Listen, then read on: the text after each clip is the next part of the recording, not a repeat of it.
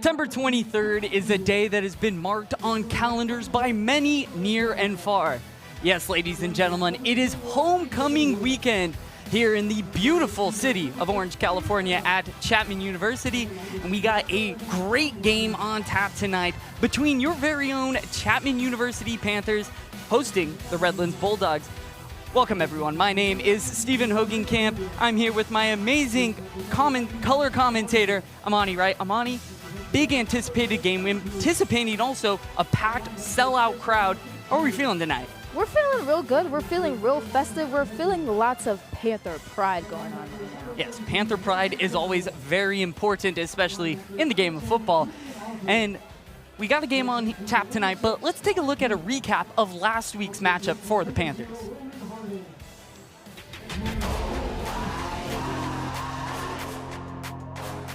4:40 left in the first quarter. Whitworth is at the 35-yard line, and number 96, Jonathan Sheets, forces a fumble, giving the offense the opportunity to pick up the ball, and later scored Chapman's first touchdown of the night. Plays like this truly shows the skill set that these players have. Having that forced fumble and later being able to pick up the ball, that's something that does not usually happen in the game of football, especially with D3. 9:06 left in the first quarter. Number 59, Vincent Hara, snaps the ball to Espinoza as he launches the ball to number 8, Amir Adams, and marches down the field, leading to a 38-yard touchdown and second for the Panthers. Although this may have been the second and last touchdown for the Panthers, this play really highlights the skill and talent that Espinoza truly possesses. You know that he has purpose in every single play, and you know that he's locked in with his fellow teammate. With less than 2 minutes left in the game, Chapman is down by 7. Espinoza attempts to throw the ball to number 7, but is intercepted by Whitworth's number 22, Daniel McKierman, solidifying the final score of 24-17 Whitworth. I think an important thing we saw in that recap, Amani, is Chapman, they were in that game, and it just slipped away at the end. But as the song goes, last night took an L. Tonight, we're going to bounce back, and we're going to bounce back in a great way in today's matchup. So talk a little bit about that. Yeah, honestly, tonight, Chapman is looking to keep it together, basically. Last game, it seems like there was a little bit of a scramble. It was a little erratic. But I think with the time that they've had, they'll be able to get that poise back and be able to hopefully get it a good win tonight in this conference matchup against Redlands. It's a pretty important game tonight. And honestly, too, it'll be a really good one. I think it'll be super close. And so going into the team matchup tonight, Chapman has allowed 368 yards per game on defense. And also, too, in terms of the third down percentage in terms of convergence, they're sitting at 41.6%, which, again, I'm sure they want that percentage to be a little bit higher. But it is the start of the season. Give it a little time, and we'll get better. In terms of points per game allowed, I'm sure defensive coordinator David Bishop would like this number to be lower, but they're sitting at 24 right now. And then switching over to the Redlands side, defense is the key to their victories. Last week against nationally ranked number 8 Linfield, it went down to the wire there too, only losing by 7 points. But their defense keeps them in games. They're going to look to create havoc on the defensive side with Nathaniel Espinoza. So it's going to be important for the Panthers to come into tonight's game, utilize the energy that we suspect that we're going to get from this crowd, and just create momentum early on. And to get another perspective from this game, we got our very own sideline reporter, Nico Schwegler, and we're going to go down to him to see what he has to say. What do you got for us, Nico?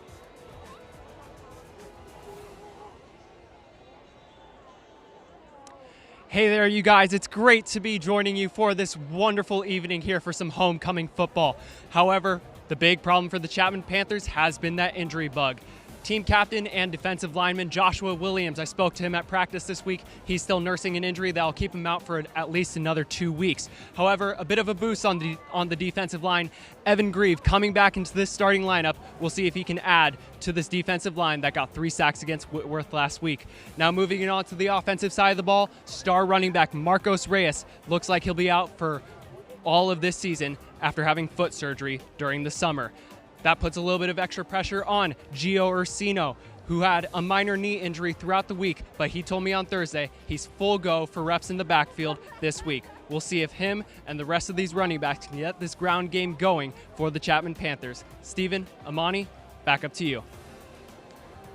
Thank you for that great report, Nico. And Amani, the loss of Marcos Reyes is going to be very tough for this team, but getting Joshua Williams also off on the sideline, but getting Gio Orsino as well as Evan Grieve back on their sides of the field, it's going to be great. But how will that impact our key players? Now, Amani and I selected 2 key players on both sides of the field, on both teams, that we think are going to make a great impact in tonight's game. So let's dive right into those, starting with the Redlands defensive end, Jax Lee.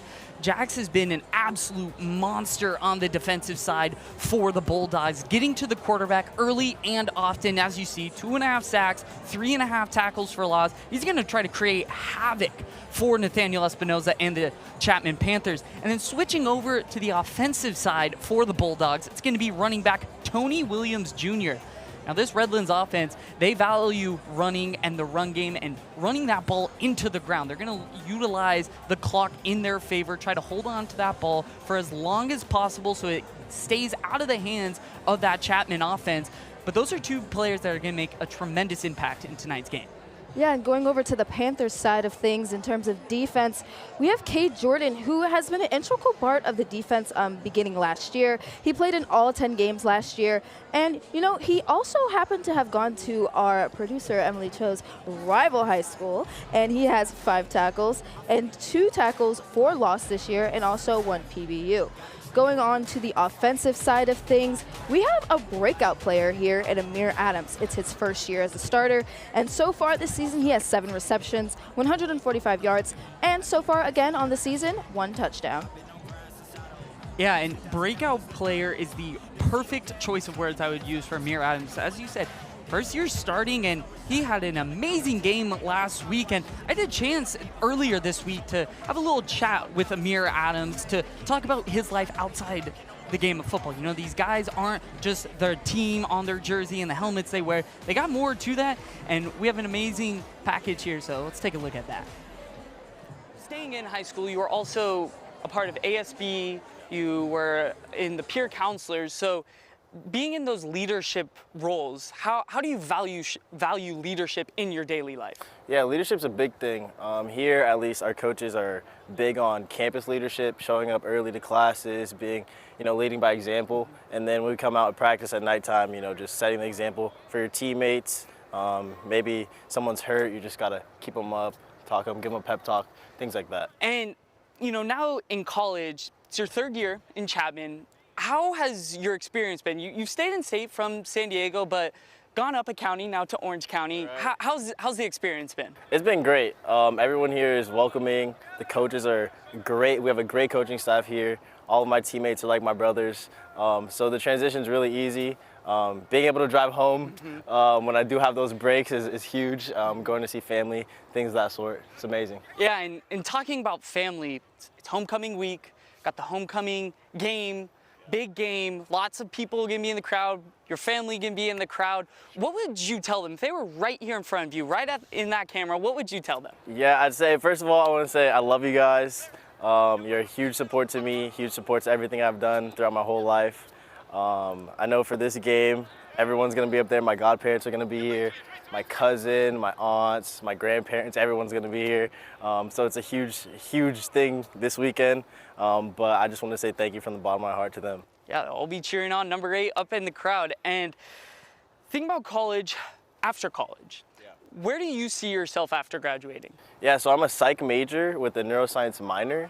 And I want to do some psychoneuro research. Ooh. So it's looking like PhD. Med school is going to be in my future. A lot more schooling to go, but I love it. I love the brain, and I can't wait to study it more. Yeah. So, Amir, it was a great talk. Everyone, make sure to cheer on number 8, Amir Adams in the crowd, Saturday night, Chapman homecoming. It was a great talk with you, Amir. Have a good one. Thank you. Thank you. See you at homecoming. I think it was just great to have the opportunity to sit down, or walk actually, and talk with Amir, because you get wrapped around these kids that they're our age and they have so much going on, and then you forget to think that they have lives outside of football. And it was just great to talk with Amir. And don't forget, you can check out the full video of that interview with me and Amir on CSBN's Instagram and YouTube at CSBN Live. Don't forget to check that out. And it's just going to be a great game. I love how he mentioned about all the family has supporting out. We have a great crowd on tap for tonight. It's sure going to be rowdy in the Wilson's Field tonight. Yeah, honestly, I'm really excited. It's homecoming. Everybody has come home. Honestly, if I'm being completely honest with you, everyone's come home. And so it'll be really exciting to see just all the players having the support and just people cheering them on. And we're going to be rocking Wilson Field tonight. Yeah, hopefully we're going to get that big home field advantage on tap for tonight's game. It's going to be a big battle. Remembering last year, the time these two teams played, it was a long, multiple rain delays, almost a 6-hour game. So they're going to really try to create the energy as fast as possible. Panthers are about to come out. As you see, Redlands are about to run out as well. They got some crowd on their side to support the Panthers. Hopefully it's going to be an amazing game for them tonight. As you see, Cade Jordan, as Amani mentioned, big key player. He's going to look to wreak havoc in the backfield for the Bulldogs as the Panthers run. As you see in the background also, what a crowd we got on tap, Amani. Just to mention, again, it's just insane. As you see the Bulldogs as well running out. We're just getting really close to kickoff here. Wilson Field, homecoming 2023. Chapman trying to win their first homecoming since 2019, have dropped each of the last two. So they're going to try to bounce back in the big way and get out to a fast 1-0 start in the SCIAC Conference. They're going to have great support behind him. Nathaniel Espinoza, hopefully he gets a big breakout game tonight, Amani. Honestly, that's what I'm looking for tonight, for Nathaniel Espinoza to show up. And again, just for this Chapman team to keep their poise. I think that'll be the key to tonight's game. When things go wrong, just having that leader in Nathaniel Espinoza actually tonight, just keeping the team composed. You see the captain's just getting set to walk out, so we are going to take you down to the field for the very important coin toss here at Wilson Field.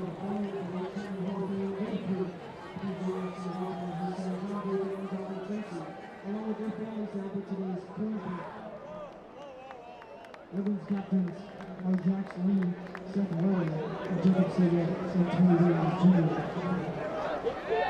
The captains for the Panthers are Kenny Cooper, Cade Jordan, Evan Blue, and Nathaniel Espinoza.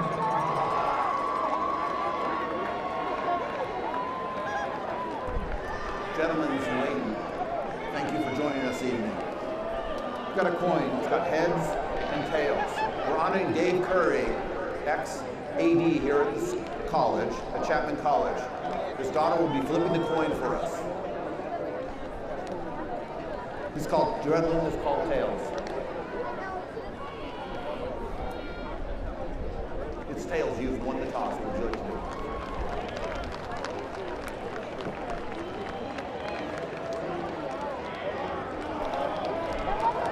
Chapman will receive away from the scoreboard. Gentlemen, shake hands. We'll play football in 5 minutes.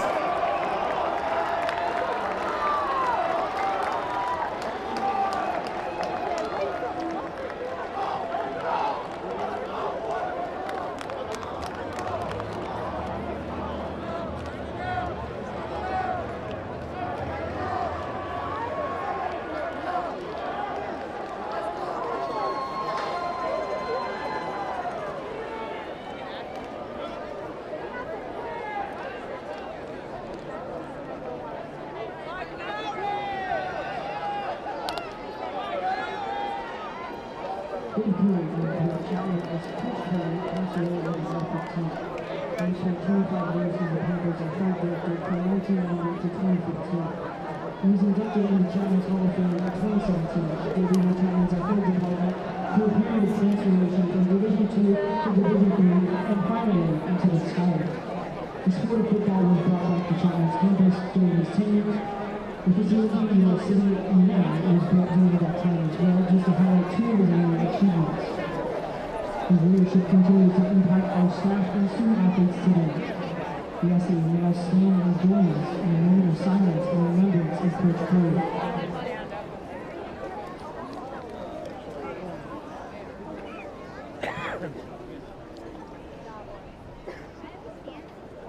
I love you, Muzzy!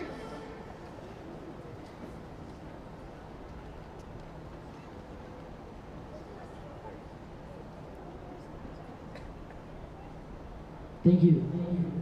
Please remain standing and remove your hats as we honor our country with our national anthem, performed today by Chapman University student Julia Cepeda.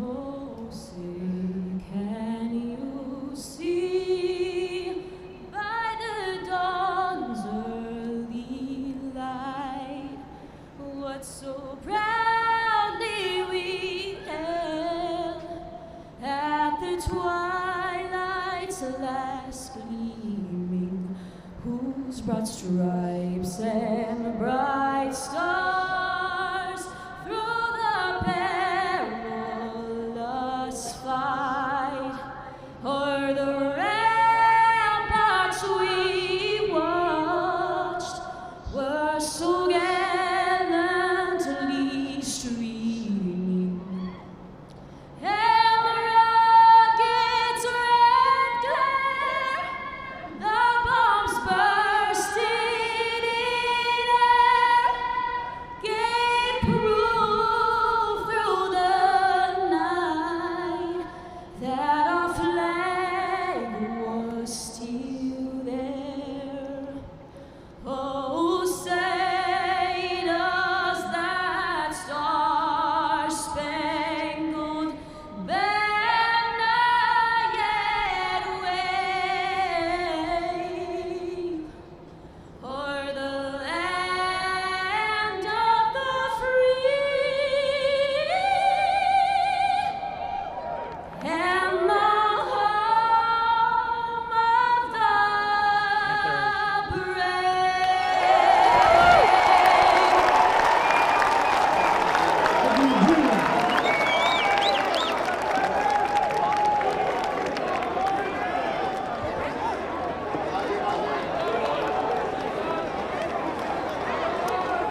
Monty, I just gotta say, that was an absolutely insane rendition right there from Chapman's own Julia Cepeda. What did you think? Yeah, honestly, that was a beautiful rendition, especially when she hit that high note on the land of the free. So she ate that up. Kudos to her for that wonderful rendition of the national anthem. Yeah, it really got me ready for this football game. And as you see right now on your screen, Amir Adams, we're looking for him to have another game like he did last week. It's going to be a big matchup tonight. Both teams trying to start 1-0 in SCIAC play, both coming off of a loss. But here we go. Redlands will be kicking off. Chapman will get the ball first. And very smartly, Redlands, they won the toss. They chose to defer. Obviously, their defense, that is what is the strength of this team. So we'll see if Nathaniel Espinoza can lead this Chapman offense out and get a quick score. Yeah, I think so. That'll be the key here in terms of starting the game. And we got Amir Adams out there getting ready to receive for this kickoff. Yes, so receiving for the Panthers back there are both number 8, Amir Adams, and number 11, Gia Lagaman. And kicking off tonight for the Redlands Bulldogs, it's number 98, Joey Newell. So here we go. Clock counting down. Big matchup. It's what this Panther squad, this is the night they wanted to start off right. They've had a bad taste in their mouth the last 2 homecomings. Crowd's going to be in their favor. Let's see if they can take advantage. The lefty Jewel will kick off tonight's match.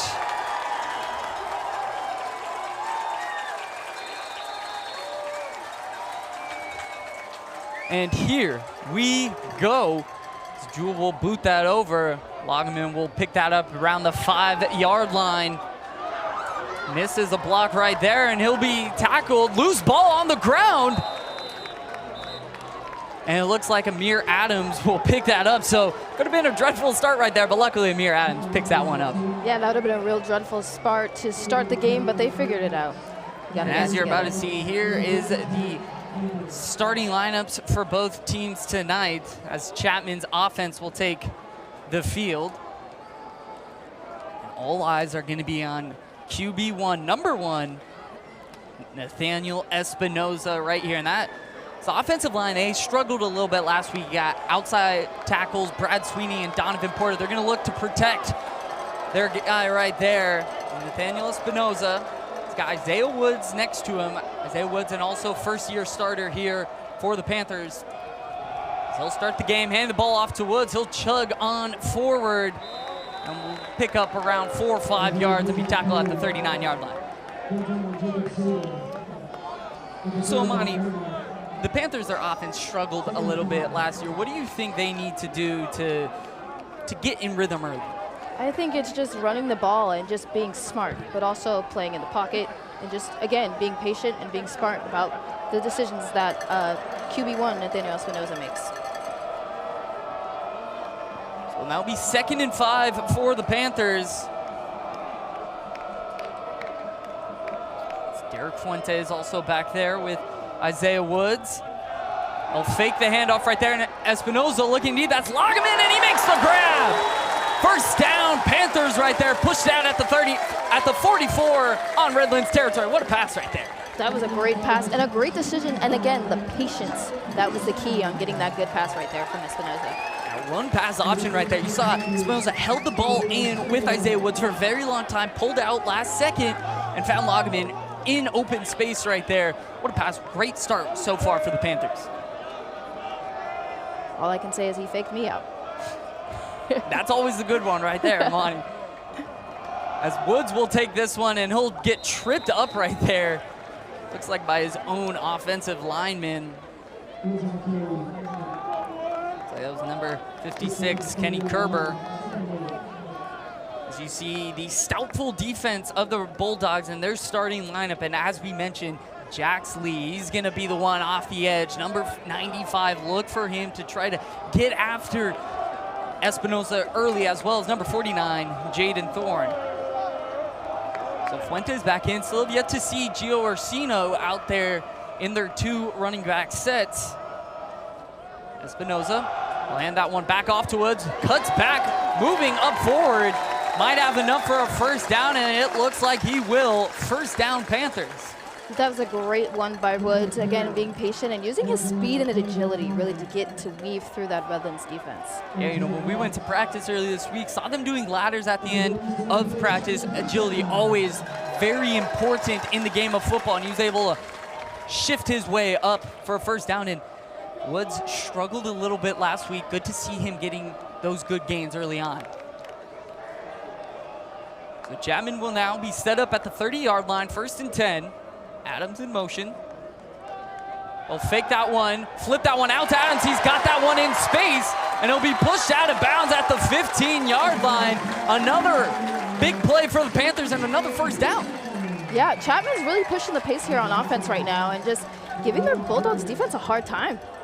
And we saw last year, Chapman, they were able to get the ball down into the red zone very consistently against the Bulldogs, but this is what kind of defense they like, the bend but don't break. They'll allow you to take these field goals. This is the most important part for the Panthers. Can they convert these red zone trips into 7 points instead of 3? As Espinoza will just slide down there. Looks like maybe a broken play on that option.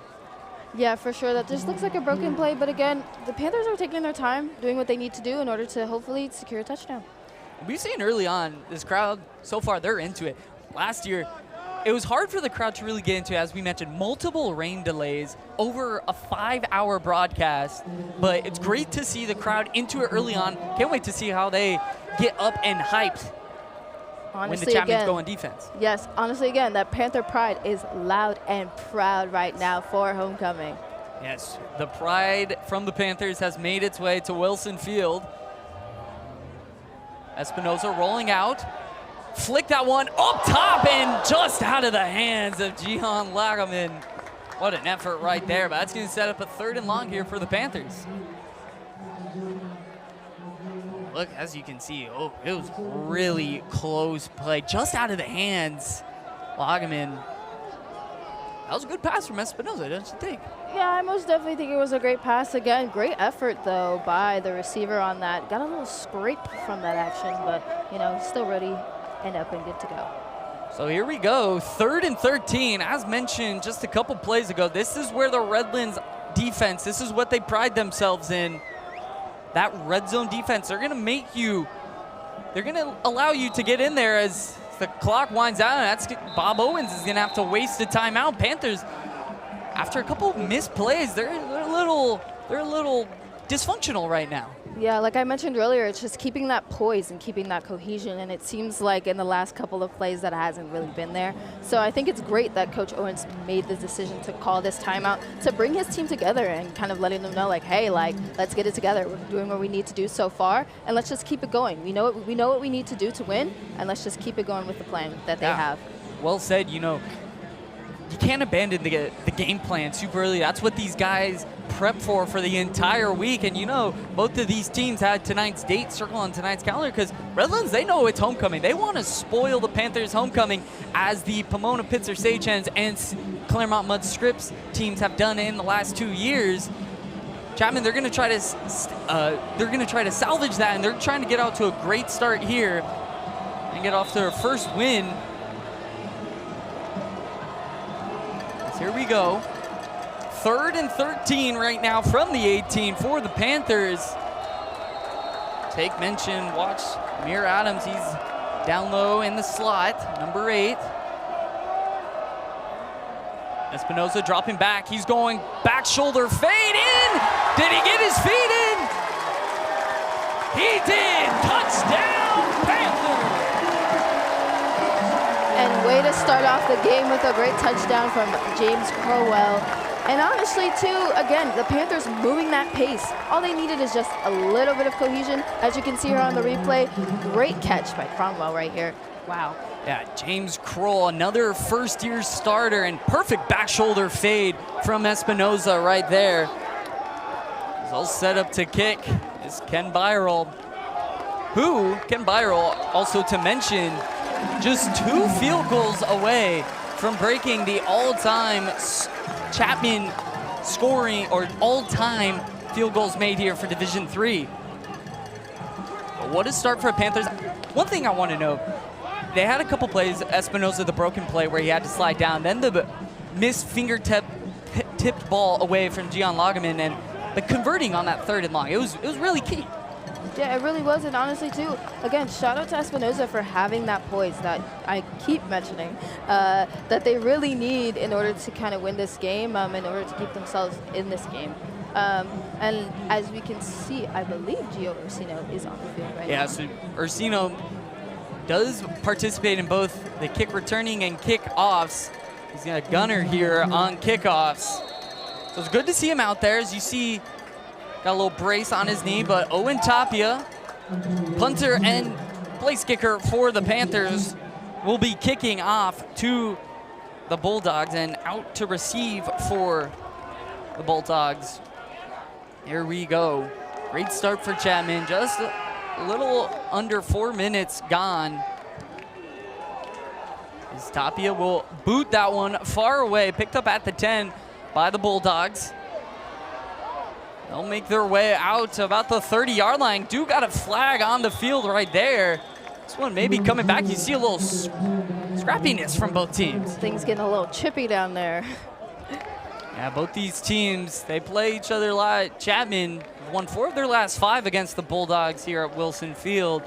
They want to keep that momentum going on their side, but let's take a look at what this flag was. Normally those are blocking the backs. During the return, holding, receiving team number 24. 10-yard penalty, first down. That's an unfortunate start for the Bulldogs, who had a decent return there. They'll make their way back. They'll start 1st and 10. As you see on this replay, is just tackled right there. It was a late flag from the Bulldogs on their side. As you see a little scrappiness. But here we go, 1st and 10. Tyler Tremaine will be back at quarterback for Redlands. Earned SCIAC Player of the Week in Week 1. They'll start the ball running here, and great tackle by the Panthers right there. That is number 0, Roman Harden, coming in top. And as you can see, the offense that the Panthers will have to stop tonight from the Bulldogs. As mentioned, Tyler Tremaine will be back taking the snaps for the Bulldogs, as well as running back Tony Williams Jr.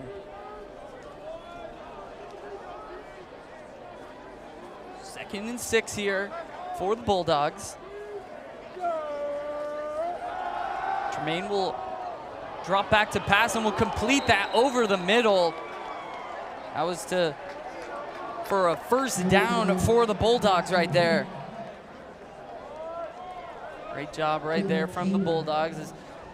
That's a big key also for them, getting that first down with a hostile crowd here. Honestly, yeah, too. And also, too, the Chapman defense has to do a better job of guarding the middle and making sure that, they don't get easy passes like that. So Tremaine will go back in gun.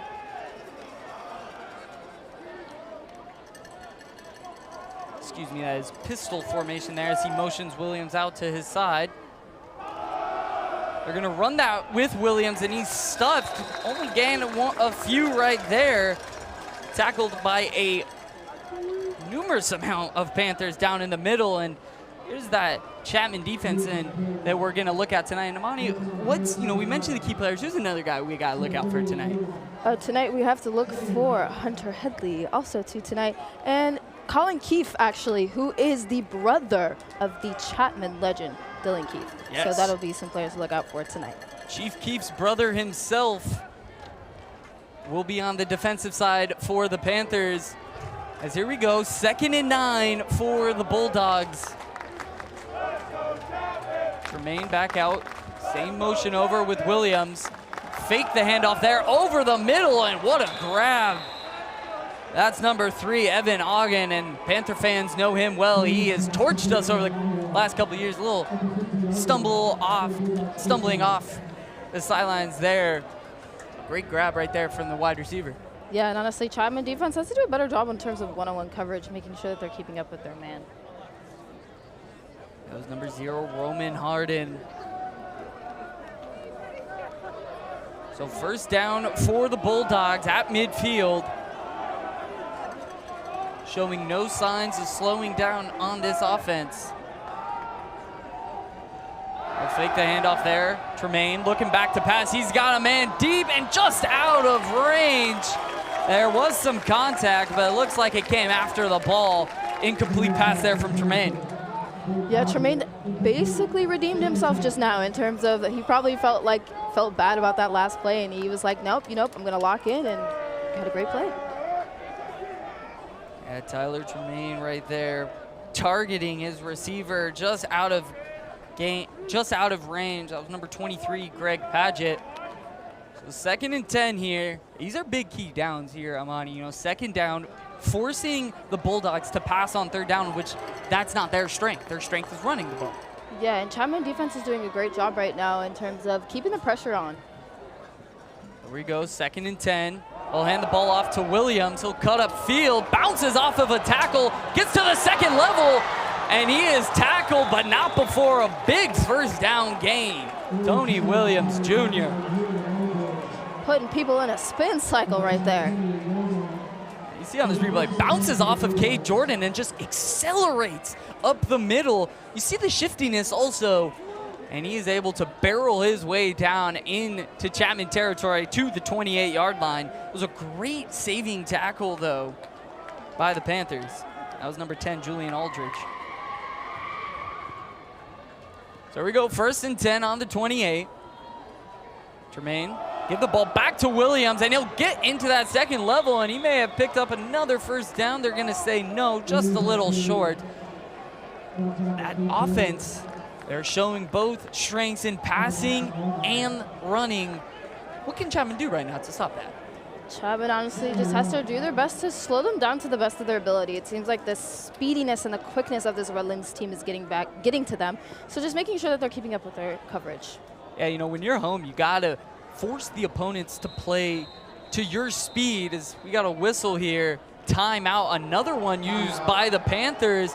So you maybe see a little fatigue setting in. As you mentioned, the Bulldogs, they're really utilizing tempo to their advantage, getting the Panthers on the, holding them on the balls of their feet. They can't get that right now.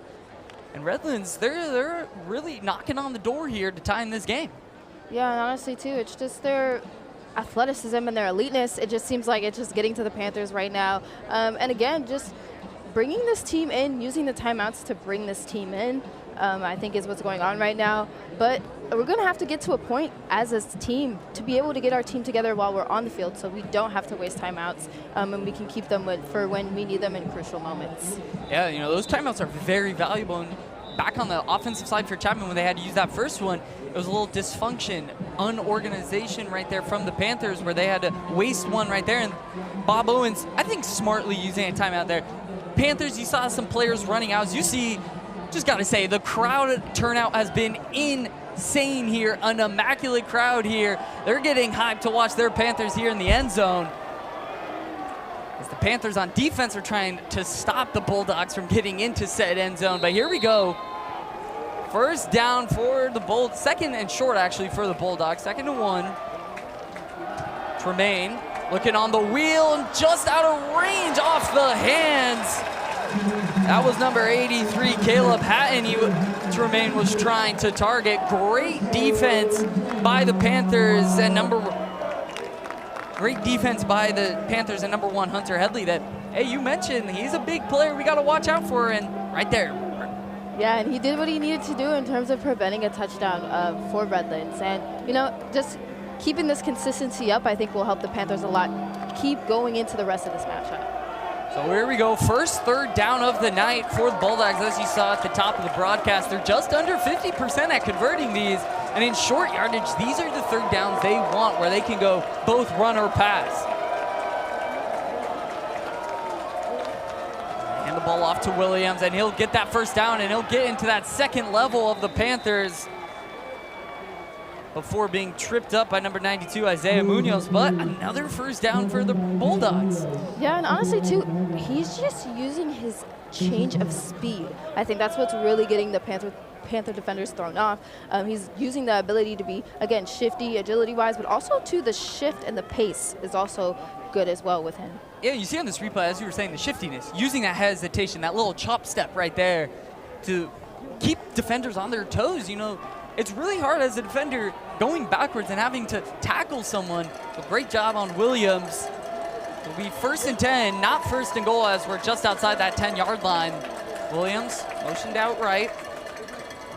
We're going to fake the pass inside for a touchdown. Number 3 right there, Evan Ogden, and just like that, the Bulldogs answer back. And that's no surprise for the Bulldogs again. Like you mentioned earlier, their run game and their passing game has been really great so far tonight. And again, they're just showing the versatility that they have as a team. You see this replay, run-pass option right across the middle. Tyler Tremaine was able to fake out the safeties and get that touchdown. First pass touchdown of the year for Tremaine as well. It took him a couple games, but here we go as flag on the field. That looks like a Chapman Panther may have jumped off sides. Just like that, Amani, we are knotted back up 7 apiece here. Yeah, and honestly, too, again, you're just keeping that poise, again, is going to be key for the Chapman Panthers tonight.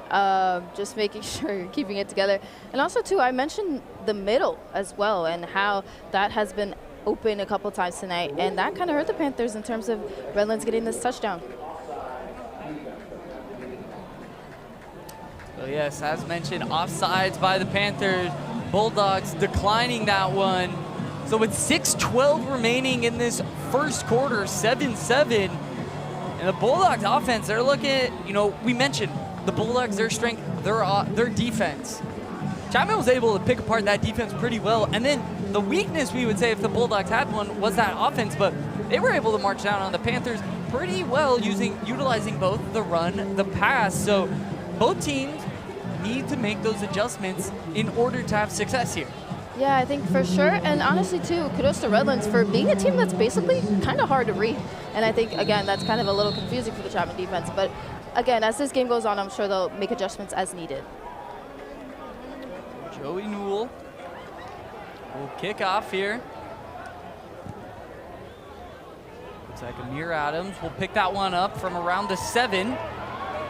He's got some shiftiness. He's gone to the next level. He's at the 40, crosses over and into Redlands territory. However, flag on the field here. This one may be coming back, Amani.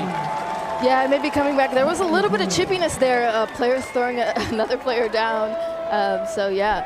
Look at this replay. As you can see, Holding. Return team number this 34. will be coming back 10-yard penalty on the on the spot. hold First by down, the Panthers. Chapman. But Mir doing a really good job getting into the next level of that kickoff defense.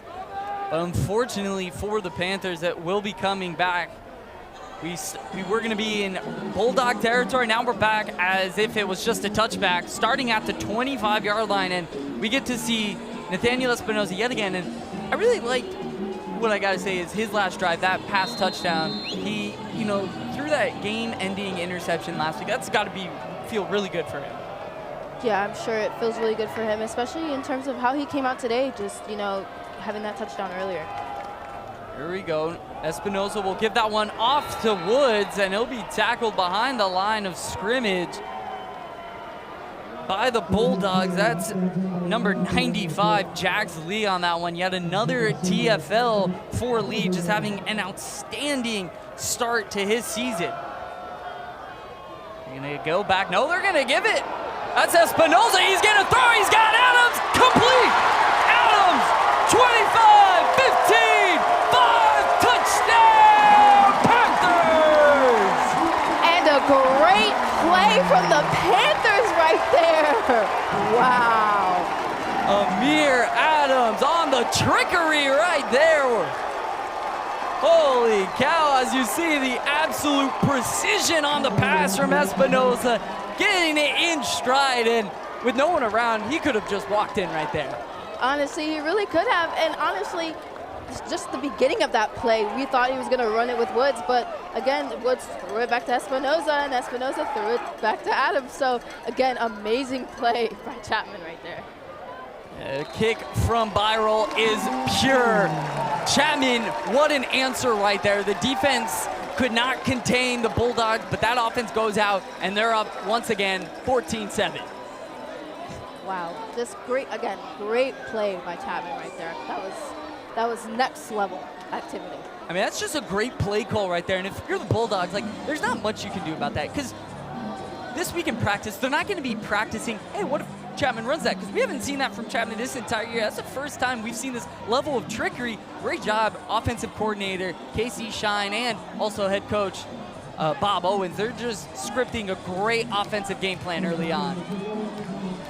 And I know Amir Adams is happy about that touchdown, especially with his family here, all the family you talked about on the package that you had earlier. As you saw in the interview with Amir Adams, that you can also check out on YouTube and Instagram at CSBN Live. But what a start. If I'm a Panther fan right now, I'm hype. Yeah, exactly. You're extremely hype if you're a Panther fan. Lots of Panther pride. Rawr. So here we go. Tapia will boot this one yet again. Preseason All-American in Owen Tapia. Be returned by Tony Williams, and he'll get out to the 20 and tackled just short of the 25-yard line right there. As the Bulldogs offense will come out yet again, see if they can replicate what they did in that first drive, especially with the Panthers really feeling themselves on offense after their big touchdown. So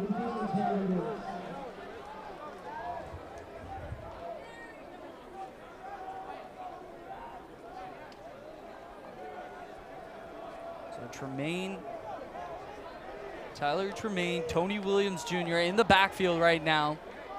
Got trips right for the Bulldogs. Motion over Ogden.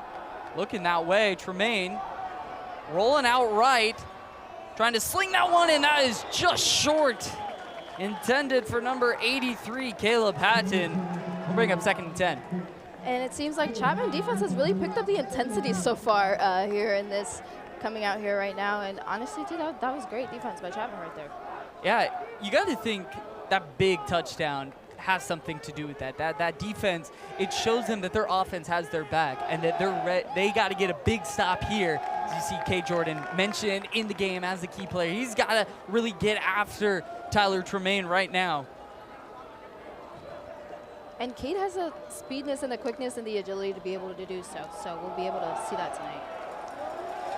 swallowed up right there is Tony Williams, only getting just past the line of scrimmage.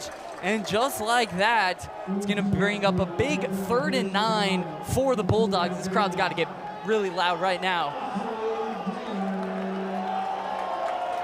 And I'm sure defensive coordinator David Bishop is super happy about the way that the Chapman defense is playing right now.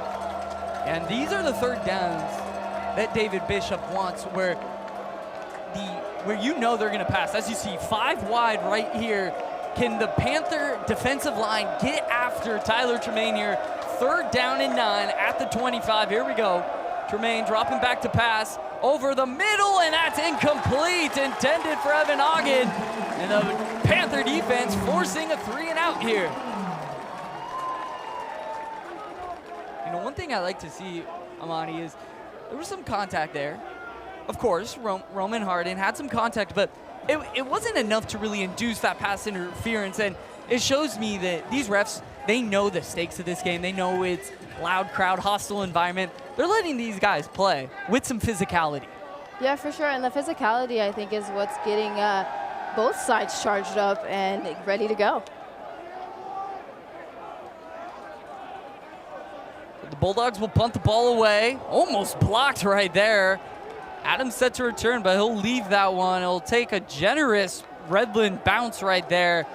And they'll down that one just past the 30 at the 31. And the Panther offense will take over after, I mean, how can we describe that? The trickery. How can we, what do you think that play call is called in their huddles? Finesse. Finesse. Dripping in finesse on that one. Yes. It don't make no sense.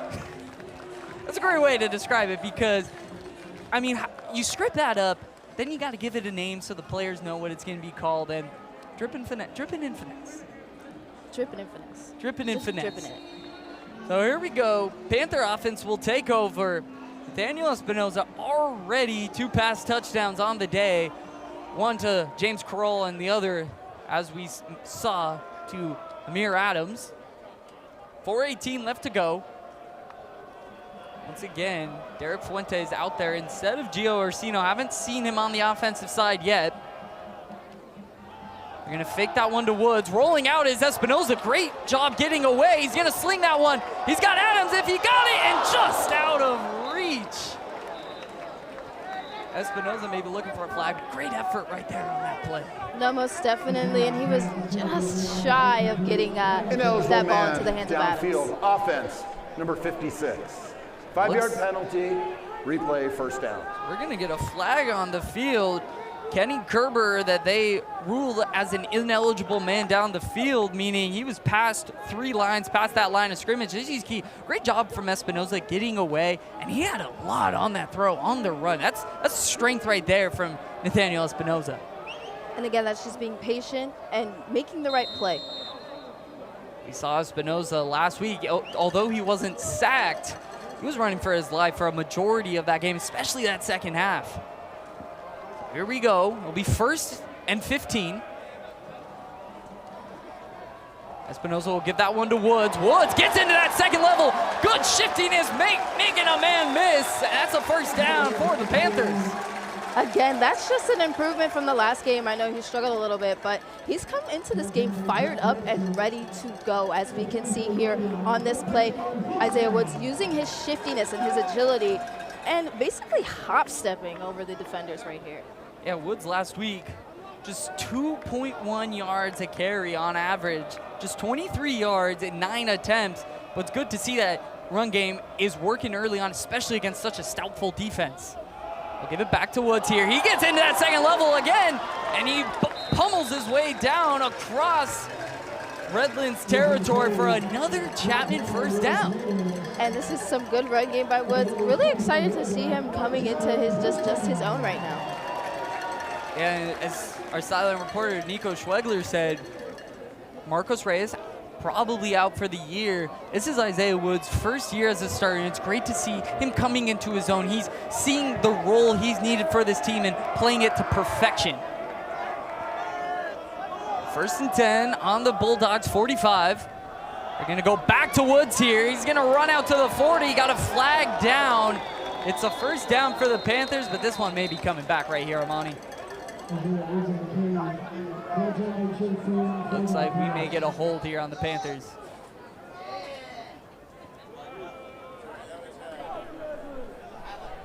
Holding, offense, number 22. 10-yard penalty from the previous spot, replay, first down. That's going to be on running back Derek Fuentes. You saw him a little concerned at the end.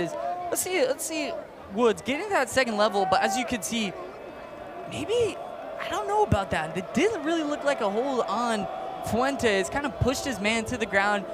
It's a real hat toss right there for the refs if they're going to kind of call that type of flag right there. But how about we check out on that field, Amani. Number 20, Gio Orsino, right now on the field for his first offensive snap of that. It's got to be great for Panther fans. He's a CSBN favorite here, so we love ourselves Gio Orsino. It'll be 1st and 20 from the Panthers' own 45. Quarles motioned out. Espinoza dropping back to pass, scanning the field. He's looking deep, and that one is out of reach. He was looking right there, deep to number 11, Gian Lagerman, but unable to connect. But good to see taking shots right there, not being conservative with this lead. Honestly, too, it's good to see I feel like he's also showcasing his arm, even though some of these passes are coming up short or they're too long. He's just showcasing his range and his ability. It'll be 2nd and 20 now for the Panthers, and if you're then, you can't think about getting all 20 of these yards back. You got to get into a manageable 3rd down. So picking up 10, 15 yards here. You don't have to go big, but you can't be a 3rd and 20 right here. As you can see Orsino, we're going to give the ball to him, and he'll barrel his way down across to the Panthers 48 there. So pick up a 3. It's going to be a 3rd and long here for the Panthers. Do you think they play it aggressive here or just try to play field position and pin the Bulldogs back in their end zone? I most definitely think you play it smart here, play it safe, especially given the dysfunction that we've seen a little bit earlier. But we'll see what the Panthers have to say and what they want to do. Well, Bulldog faithful across will try to get their team hyped here as Espinoza dropping back. They're going to go across the middle, and that one was thrown behind his receiver. Looks like a little miscommunication between Nathaniel Espinoza and number 18, Jason Bruce.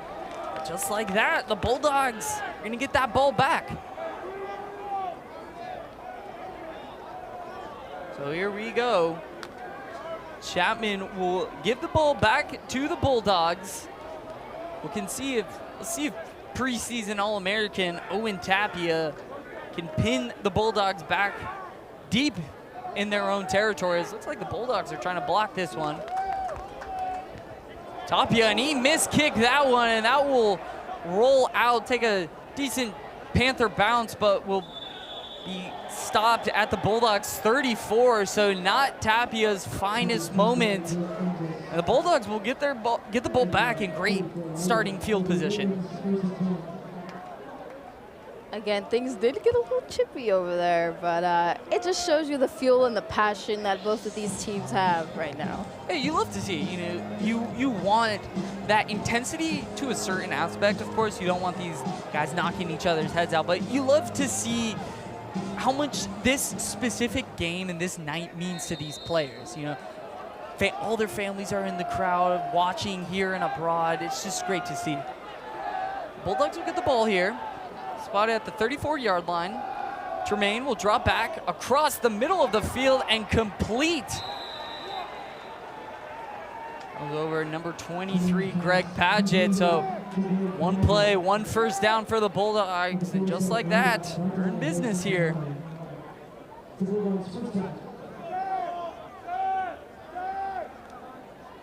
That's Greg Padgett doing a decent job this season. As we mentioned, Tremaine has not, that was his first pass touchdown of the year. Padgett this year, that was just coming in this game, just a couple receptions for 19 yards.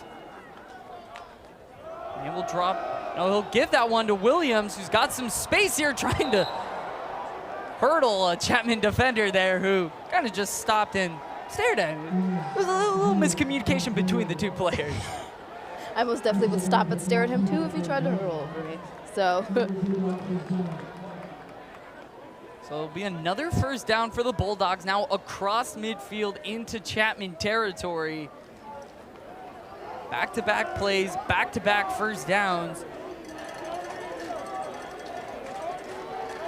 Here at the 40-yard line of the Panthers. Williams back in. We have yet to see on the offensive side for the Bulldogs, Kyle Olacio Aramboles. They're going to give that one back to Williams. He's got a blocker in front of him. He's going to use it and get across in to the Chapman 25-yard line. And once again, another first down for the Bulldogs. You only have one timeout left, and we're still in the first quarter, but head coach Bob Owens, as well as defensive coordinator David Bishop, got to consider maybe using one right here. Clock's ticking down. It could be the last play of the first quarter, but his defense, they're struggling right now. Yeah, but honestly, too, given the time, I think they're just going to let it rock, and hopefully they can pull the team back together to come into the second quarter. You see Evan Grieve on your screen right there. Big first game for him, first of the season. He's a much-needed guy on that defensive line. As Williams mowing out to the outside, he'll get pushed out. We got a flag down on the field, and this one may be coming back as well. Already seen a couple flags against the Panthers. Well, let's see. Holding offense, number 76, 10-yard penalty. Replay first down. That's the end of the third quarter. End of the first quarter, excuse me. The penalty be enforced starting in the second quarter. So that will be on number 76, Ben Fitchett. As you see Williams getting a much-needed break. He had a lot of action in that first quarter. And I mean, Monty, homecoming game, can we really ask for a better first quarter? It was action-packed. It was big plays. It was loud crowd. What a great job. Yeah, for sure. And we're going to toss it right down to this sideline with Nico. Yeah, what do you got for us here, Nico?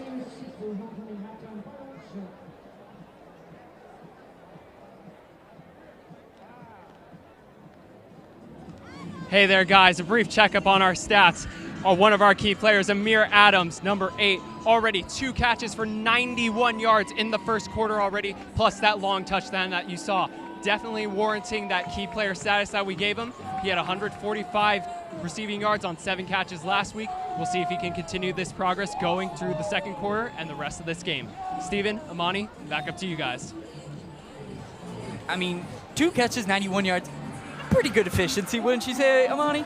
I most definitely would say so, especially only in the first quarter of this matchup.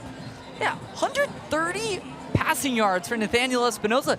I mean, going back to last season against these Bulldogs, Nathaniel Espinoza had himself a game throwing for over 400 yards, 4 pass touchdowns, and he chalked up 40 yards on the ground. So Espinoza, he doesn't care about the statistical advantage maybe that those Bulldogs have on defense. He'll sling it against anyone. And honestly, too, I think he just wants to redeem himself from last game. So I think for him, this is personal.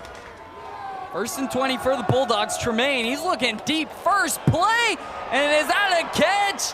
It is touchdown Bulldogs. What a throw right there. This one is going to be a close one, like we mentioned earlier, and the Bulldogs are keeping up a fight. That was number 19, Markel Raymond. As you can see, Tyler Tremaine just dropping that one into the bucket. A very similar throw that Nathaniel Espinoza made for his first pass touchdown, but just an outstanding job by the Bulldogs. They're 1 extra point away from tying this up and off to a very fast start in this second quarter.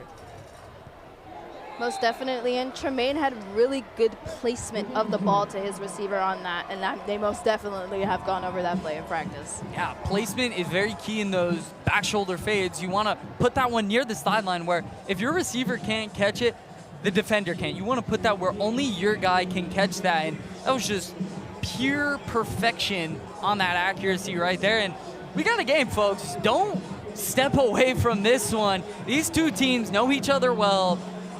And both teams know what's at stake here. Getting off to that fast, as we mentioned, first SCIAC conference game of the season. They're trying to get off to that 1-0 start as it plays huge. As yet to mention Skya Conference now changing into 2 divisions. We got the Surf, and we got we got both 2 divisions here, as the Panthers are in the Surf division, and the Bulldogs in the counterpart of the Surf here. As they'll kick off, Amir Adams, as you can see, plays both on offense and special teams, a kickoff and punt return specialist.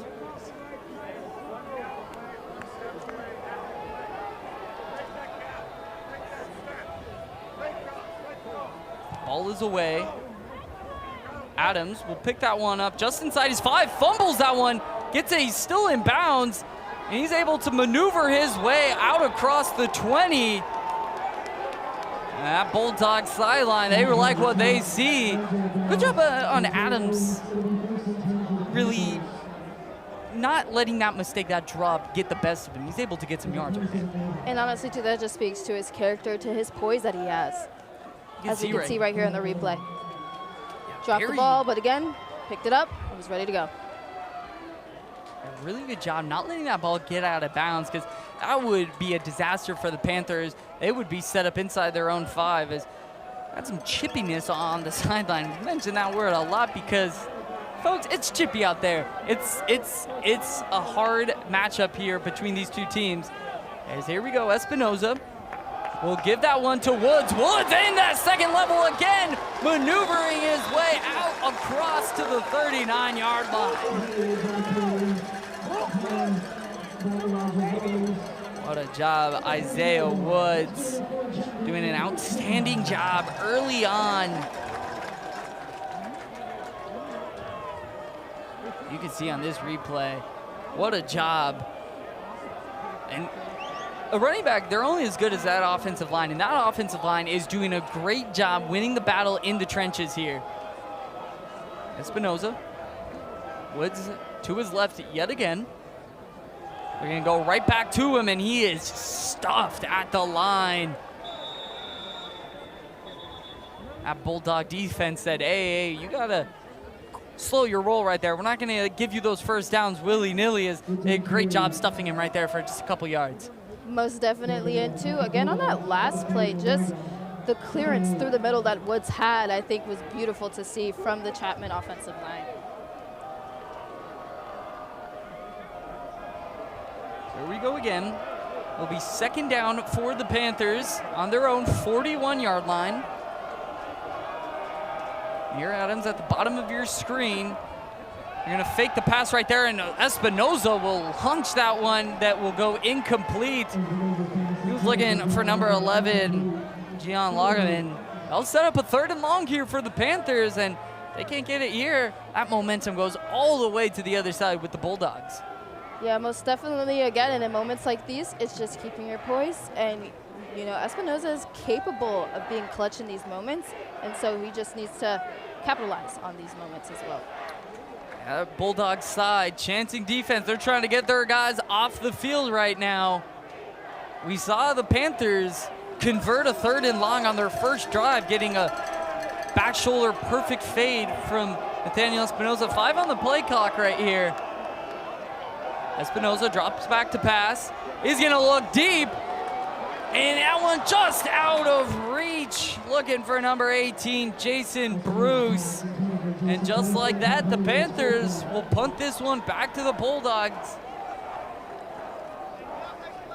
Had Bruce deep right there, but just a little too much on the throw that we've seen him do just multiple times tonight, just getting a little too much on that throw.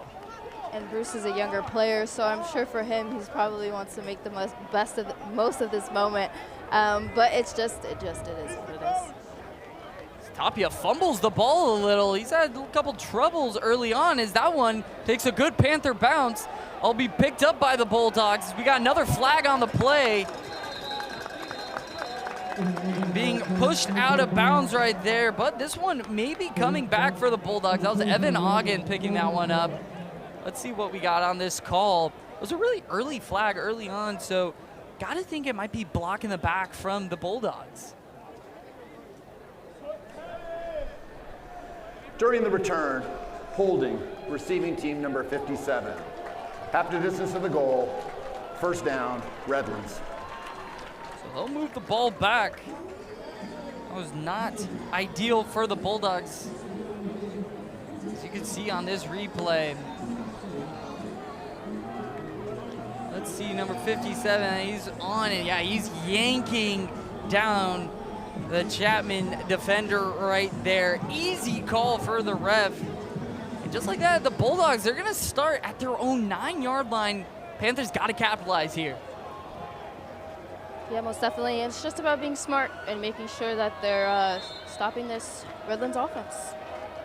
Tremaine will give that one to Williams. Williams will move his way to the Panthers' 17-yard line for an 8-yard gain. Good first down run for Tony.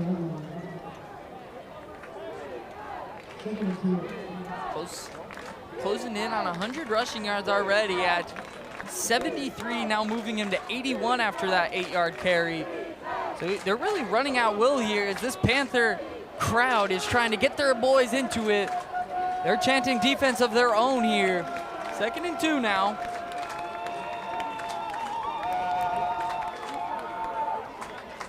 Giving it back to Williams. Williams stumbles, but he'll get that first down. It's a big first down for the Bulldogs. Now have a little more space to move. They're not backs to their end zones right now. They got a little more space to get into their game plan now. Most definitely.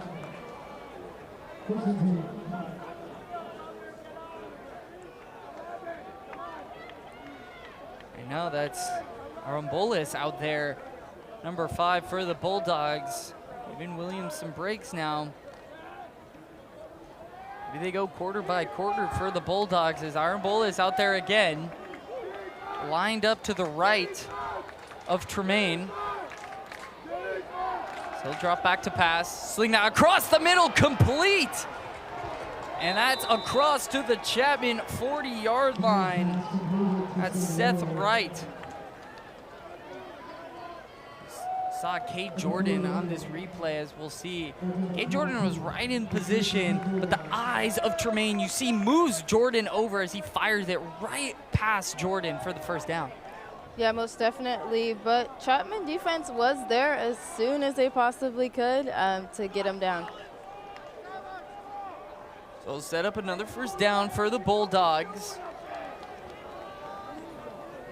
Scored on their last drive, now looking to take the lead here.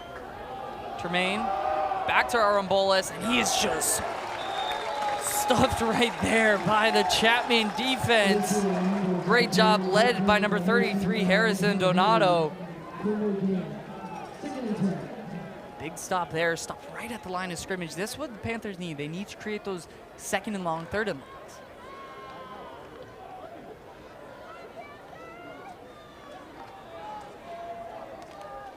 The Bulldogs now back on their 40-yard line.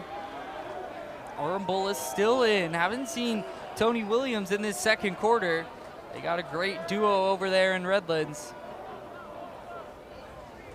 It's going to be a designed run for Tyler Tremaine, and he'll march his way over across to the 44, maybe 45-yard line. He'll set up a big 3rd down here. You see Evan Grieve and the rest of that Panther defense, they want this crowd on their feet right now. Most definitely, and honestly too, kudos to the Redlands quarterback just now, just showing his versatility. He said, yeah, I can throw it, but also I can run it myself if I need to. Yeah, we've seen that run game working early. Also the pass game for Tyler Tremaine. But here we go, 3rd down, 3rd and 6, they're gonna rule it for the Bulldogs. Let's see if Chapman can make a play and get off the field. Tremaine back out there with Arambolis. He'll drop back to pass. And he's being chased right here. Cade Jordan coming from behind, and that throw's complete. And that might be enough for a first. Yes, that is. Might be some argument if he was in bounds. Got a ref with his hat off, meaning that a receiver or a defender went out of bounds. Let's see what they rule this one.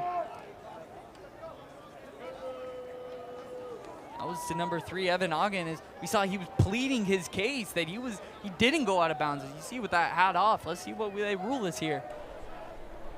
Illegal touching, offense number 3. He stepped out of bounds and not reestablished before he caught the ball.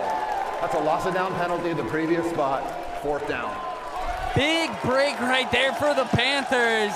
Big mistake for the Bulldogs, but what we see on this replay, great effort by Evan Grieve and Cade Jordan alike on this. And you see Evan Ogden, he went out of bounds, did not establish himself. That's the key, establishing yourself as a player back in bounds. Big break for the Panthers. Most definitely, too. And just shout out to that Panther defense right there. Cade Jordan was right there, and we've mentioned him earlier as a key player, doing what key players need to do. Yeah. Looking at the name, you see Evan Ogden. That could come costly for the Bulldogs, as they'll punt this one away. Panthers will get the ball right back and try to take the lead, as that one almost blocked right there. Adams will take this one and get absolutely leveled right there by the Bulldogs. Great coverage by the Redlands right there. Really impressive that Amir Adams held on to that one after getting absolutely crushed right there. There might be a flag. It's at the line of scrimmage right here. Let's see what comes of this flag. Not going to rule out on the hit. They're going to say it came before that.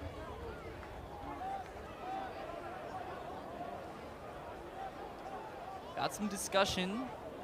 One of the line judges with Bob Owens, side judge. Legal formation, 5 men in the backfield. Kicking team. Chapman is elected to have that to have it re-kicked 5 yards back. I gotta think that's smart on Bob Owens. You know, that was a really good punt by the Bulldogs, and now you're forcing them to do it again. As you see on this replay, almost blocked right there. And then look at this absolute perfect part of tackling right there by the Bulldogs, doing a really good job. Really also impressive on Amir Adams holding on to that. Here we go. They're going to punt this one away yet again at the 39. It's going to be Vicente Garcia on the punting for the Bulldogs. Let's see if he can redo that perfect punt he had in the last go-around. Panthers looking to press here to try to get that block. That one gets off cleanly.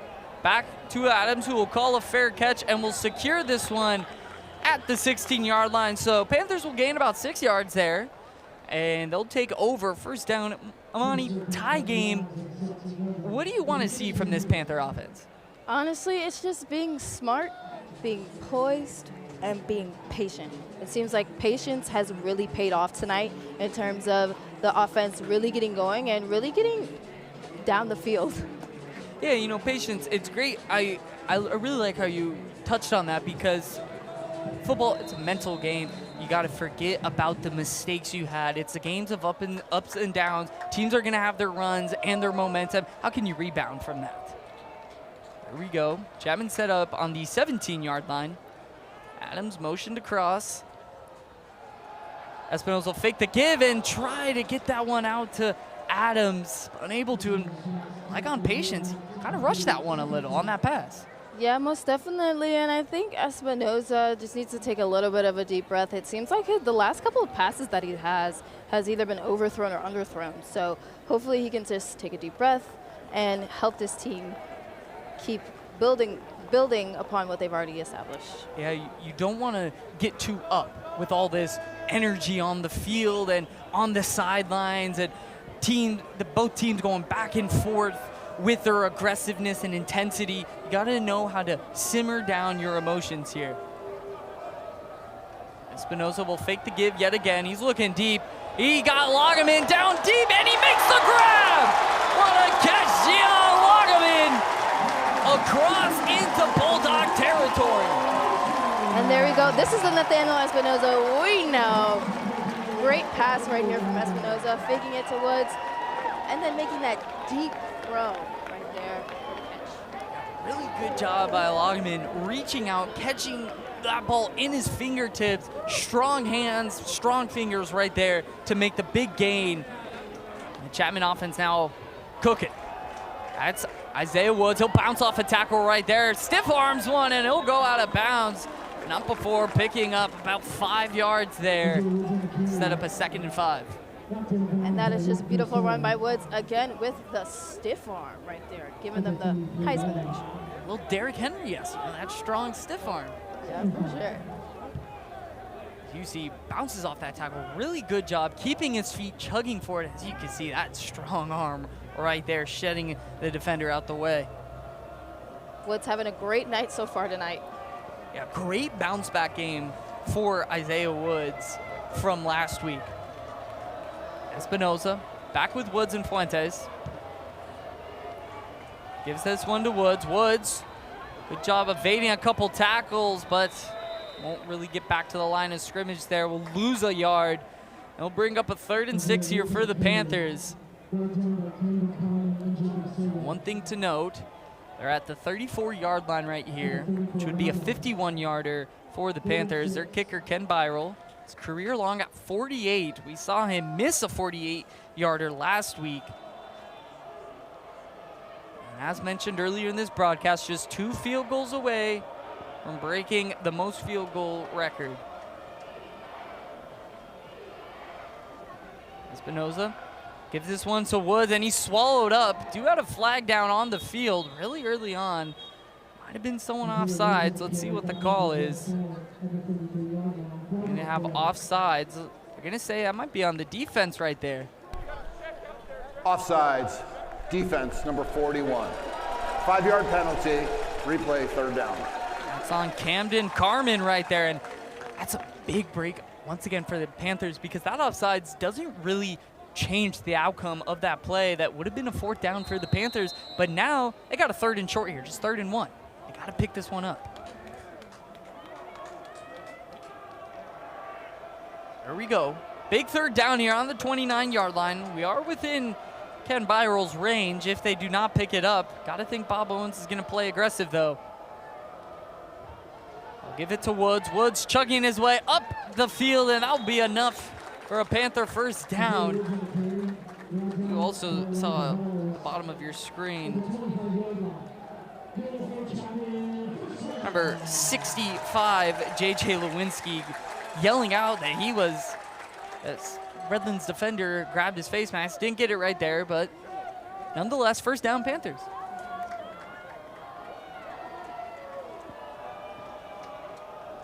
Fuentes and Woods, both in the backfield. Espinoza will give that one to Woods. He'll chug up the field, pick up, once again, 5-yard gain. Set up another 2nd and 5. And I just think this Chapman offense is really just pushing and chugging along, but also to keeping it together. Yeah, and you know, those 5-yard carries, that's exactly what you want. You don't always need that big carry because you get 5 yards every play, you're not going to get stopped, and that's a great mentality to have. Chapman's now entered the red zone here on that 20-yard line, 2nd and 5. You see Woods right there. He's got a heavy workload tonight. They're going to give it right back to him. Evades one tackler, chugging his way upfield. And he'll be tackled just short of the 1st down line marker. It's going to set up another 3rd and short for the Panthers. Really good job on Woods. As you've mentioned, the shiftiness, it's really evident in his game tonight. Yeah, and most definitely knowing Woods, he's a hard worker. He has probably worked on that all summer just so that way he could help this team get a win. Yeah, as been mentioned, he's kind of forced into that starting role after the unfortunate injury to Marcos Reyes, and he's done a good job leading the effort tonight. 3rd and short here. Bulldogs showing blitz. They're going to run up the middle. Woods shifts away from one tackle, and he'll move upfield for another Panther 1st down. A slow, methodical drive here. Yeah, and again, it's just showing that patience and how it pays off. Again, like you said earlier, it doesn't have to be the big, emphatic runs from earlier, but we're going to get a replay of this action right here. Woods, again, using his shiftiness, hitting him with a jab, and then going back over and until he gets tackled. So good play by Woods. Yeah, as the saying goes, patience is a virtue, and Woods displaying that right now. As he'll take a little breather, though. Gio Orsino out on the field for the Panthers. It'll be him and Fuentes in the backfield. Espinoza will give this one to Orsino. He'll move outside and he'll chug his way just for about 3 yards right there, maybe even 4. Cross to the 8-yard line. Chapman can get a first down here at the 2-yard line. But they're going to try to put one in the end zone right here to get 6. You see Gio battling knee injury that we saw him in practice earlier this week. Was a little limited on Thursday, but he's out there in full force tonight. They're going to give it back to him. Orsino moving up forward and into the end zone. Touchdown, Panthers! And a great touchdown by the Panthers. A great run for Orsino. Again, shiftiness, patience, change of speed. That is what got Gio this touchdown right here. As you can see on this run, he evades, goes through the middle, and cuts right into the end zone right there. Beautiful run by Orsino. Yeah, the importance of running north to south, not east to west. You want to continue to gain yards while evading tackles.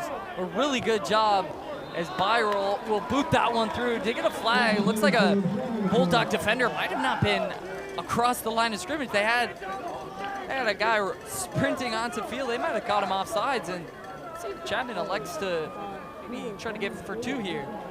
Looks like they may just keep the extra point. It looks like they're going to decline it. Is the kick is good. Offsides, defense number 90. The penalty is declined.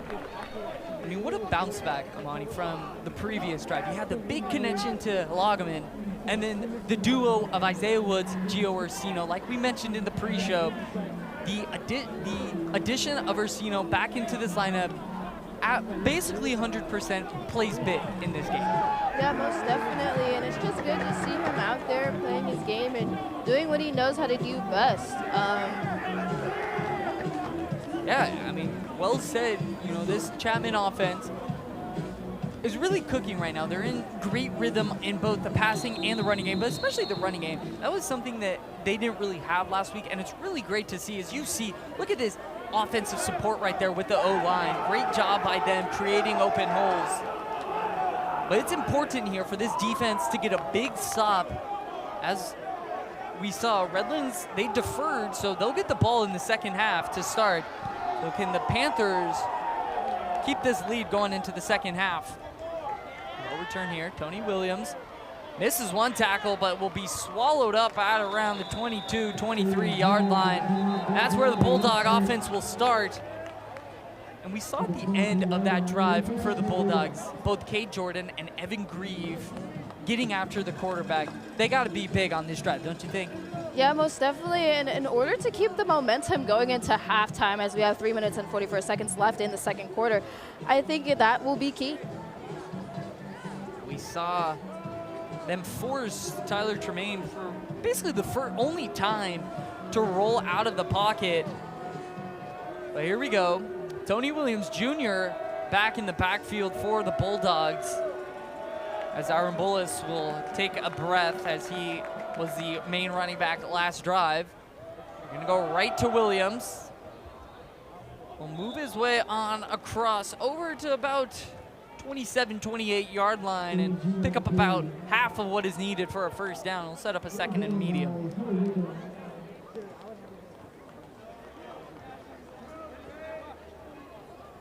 You know, one of the reasons Tyler Tremaine hasn't really been pressured today is they're really getting the ball out quickly. That's got to be part of the game plan. They know, especially with the addition of Evan Grieve, they got to get that ball out quick. And as you can see here, Cade Jordan, those two impact players really want to get after the quarterback. We'll go back to Williams. He'll miss a couple tackles and he'll go out of bounds, but not before Bulldogs pick up a first down. We've seen from this Bulldog offense early in their drives, they've got in rhythm. They've picked up a couple first downs, then it kind of stalls out a little. As you can see here, Williams doing a good job. He kind of got stopped at about the line of scrimmage, but was able to evade those tackles. And it's a first down for the Bulldogs here. First and 10, 37-yard line here for Redlands. They give that one back to Williams, and he's gonna be corralled by a horde of Panthers right there, just about 4 yards, but he was able to chug his way along. He was stopped right at the line of scrimmage again, but the importance of open field tackling is playing key here in tonight's game. Most definitely, and I think in terms of his runs, it just seems like he's just like a half a step ahead of the Chapman defense, and I think that's why he's been able to keep going on his runs. Here we go, just under 2 minutes left to go in this first half. The Bulldogs set up at the 41-yard line. Tremaine drops back to Quast. Quick over the middle, incomplete. Intended for Evan Ogden, Roman Harden on the stop right there. And we've seen his energy on the field. You gotta love to see that as a Panther fan. Most definitely, and Roman is a name we've said multiple times tonight, so he's really doing his big one. And as the players out there hype up the crowd coming into halftime. They're trying to get them on their feet. 1:47 left to go. 3rd and 6 here. Let's see what offensive coordinator Jim Good will cook up for the Bulldogs. Might not be close enough to run here. A little confusion on the Bulldog sideline. Got 4 on the play clock here. Tremaine will drop back to pass. He'll get that one quick out to Williams. And he's going to be stuffed. And does he have enough right there? That might not be enough for them. Here we go. Let's see where they rule him down. And they're going to say he's not enough. So that's going to bring up 4th down for the Bulldogs. But what a job from Williams. He was stuffed about 3-4 yards short, and he was able to chug along. Now puts a big decision in the head coach Jim Good's hands right now. So look at this replay. You see, evades one tackle, then stopped by multiple defenders, but he's able to keep his way, still a yard short. But looks like the Bulldogs are gonna punt here. Gotta be wary of a fake here. Only 1 yard to go. We got 3 on the play clock also. And we got a timeout by Redlands. Timeout, Redlands. The first charge timeout of the half. And honestly, too, we heard that name again, Evan Green. Evan Green making big impacts on that defensive side. And also want to touch on what a great job by the defensive efforts by the Panthers right there. They're really giving their offense a chance. Got a minute 39 left. We've seen the explosive plays. The deep pass to Amir Adams. The deep pass to Gian Lagaman. Maybe they got something else up their sleeve here to score quick. All they really need, you want to go into the half with the lead, especially if you don't have the ball, but let's see what the Panther offense has in store. Most definitely, and it'll be really interesting to see how they close out this half, especially with the momentum, like you mentioned, that they really have going into halftime right now. Got to be wary if you're the Panthers of a fake. Just a yard to go. Some of the only trickery we haven't seen tonight is a fake punt. It'll be Vicente Garcia kicking this one away. Amir Adams will make the grab at about the 6-yard line or 11-yard line. We got 89 yards for the Panthers to march down, minute 32. You think they play this conservative or they try to get maybe a touchdown or field goal here? I think you play conservative so that way you can come out with a big punch in the third quarter and just, again, having the patience and the poise and not rushing. Because when you rush, it's when you make mistakes. And the Chapman Panthers can't afford to make mistakes tonight. Otherwise, Redlands will capitalize on them. Great life key right there. Rushing, you make mistakes. As it says, the slow and steady ones win the race. As here we go. Nathaniel Espinoza back in the crowd. You see that amazing support from our Panther faithful in this crowd. Espinoza with Woods to his right. They'll give the ball to him. They're running it here, so maybe they listen to you, Amon. Maybe they're playing this a little conservative. They don't want to rush and make those mistakes, you know? Hey, you got to do what you got to do to get the win. The Bulldogs not calling a timeout here. They may be content, and they do get the ball in the second half. They may be content going down in the half, down by 7. Panthers. They're not in any rush here. They don't want to really make a mistake and give the ball away. They're going to check their play here. Espinoza back to pass.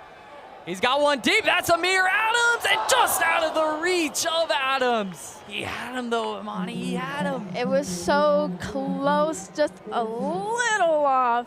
But again, patience is the key. And Major key. Yeah, and we've seen, that's got to be 3-4 times tonight, Espinoza's had a man. And those are some of the passes last year. He had a lot of big plays last year. Those are some of the passes we saw Espinoza consistently make, but it could be because of the departure of Spencer Corona and Wyatt Harding, that the timing with these new receivers is just a little off, which we would like to see and expect to see improve as the season goes on. Most definitely. That's just something that most definitely takes time and, again, energy to use. So 3rd and 7, they're going to run it with Woods, who'll be tackled, and Redlands, it looks like, will use a timeout there. Timeout, Redlands. So the Bulldogs will be getting timeout of the half. the ball back here with under a minute to go. They got one timeout to use. And here we go. Bulldogs now have a chance to put a couple points on the board and either tie this game or maybe decrease that lead a little. And, you know, one thing I'd mention is we had the first play of that drive was a run. Bulldogs weren't calling a timeout, showing that they were content with letting that clock run out. And then Chapman taking their time on the next play, but passing, it's just a little inconsistent. You would like to see if you really want to go for it, you got to pass on all 3 of those plays maybe. But instead, they choose to run on that first play. But here we go. Owen Tapia, we've seen him a couple times fumble the ball.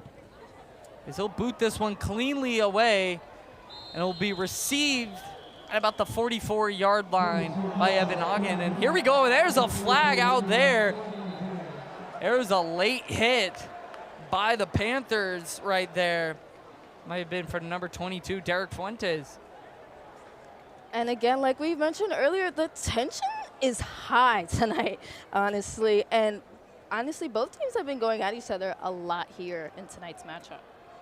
Let's see what they get. After the play's over, we have dead ball, unsportsmanlike conduct, number 22 of the kicking team. That's number 22's first unsportsmanlike conduct foul.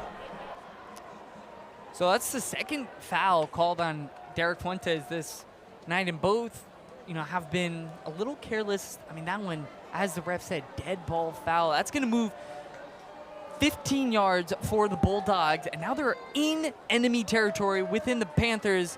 Very late hit right there. But here we go. Tyler Tremaine, Tony Williams Jr. to his right. Tremaine back to pass, and they got him tangled up, and he escapes. Tremaine on the run now, trying to get out of bounds, and he will. Oh, they're going to actually say tackled in bounds. Clock still running. Got just about 20 seconds left. Timeout not being used. They're rushing to the line.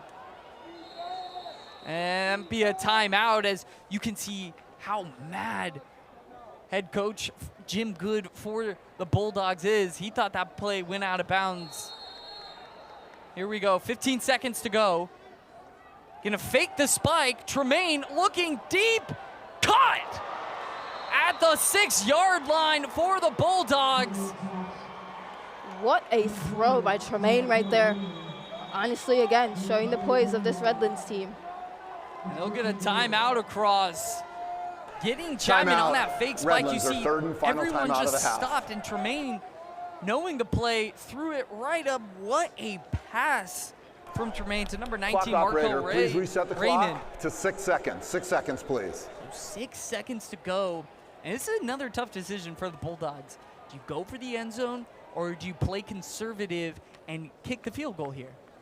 Honestly, if I'm Redlands, I'm going to go for it. The way the passing game of Tremaine has been tonight, honestly, I'm going to go for it. And also, too, it seems like the Chapman defense checked out a little bit. They saw the time on the clock, and they were like, oh, nothing's going to happen. Probably nothing's going to happen. But again, you have to keep playing until the clock hits 0. Yeah, we saw a lot of that confusion came when the play right before, they ruled that the defender his forward progress stopped After inbounds. further discussion, clock operator, please put 8 seconds on the clock. 8 seconds. Stopped out of bounds as they're putting a couple more seconds on the board.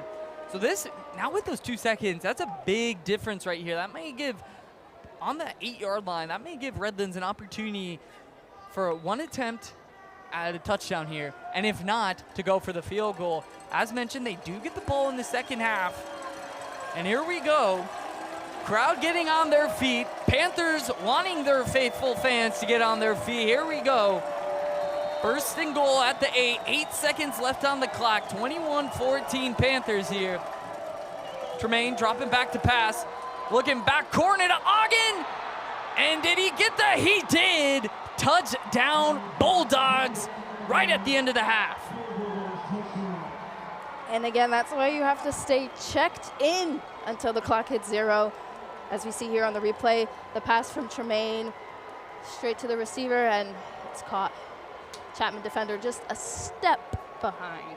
Yeah, it was just a perfect pass right there. Playing inside coverage on that back shoulder corner.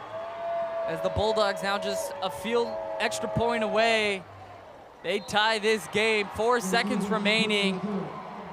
And just thinking back, the dead ball personal foul by Derek Fuentes set up the Bulldogs in prime position to score here. And here we go. We got a game, folks. That's all I'll say. 21-21, probably going to be the score we got going into this half. Don't forget to check out the second half here at Wilson Field. But what an outstanding game, Amani. Most definitely, and again, like you mentioned, the play by Fuentes kind of maybe plays on this thing of maturity here for this Chapman team. You got to stay level-headed. You got to make sure that you're playing the whole time. Those are just little things in terms of maturity and also leadership. Yeah, Fuentes, the senior, got to try to play by example there, but unable to. But let's see how the Panthers rebound from this. Only got 4 seconds left in the clock.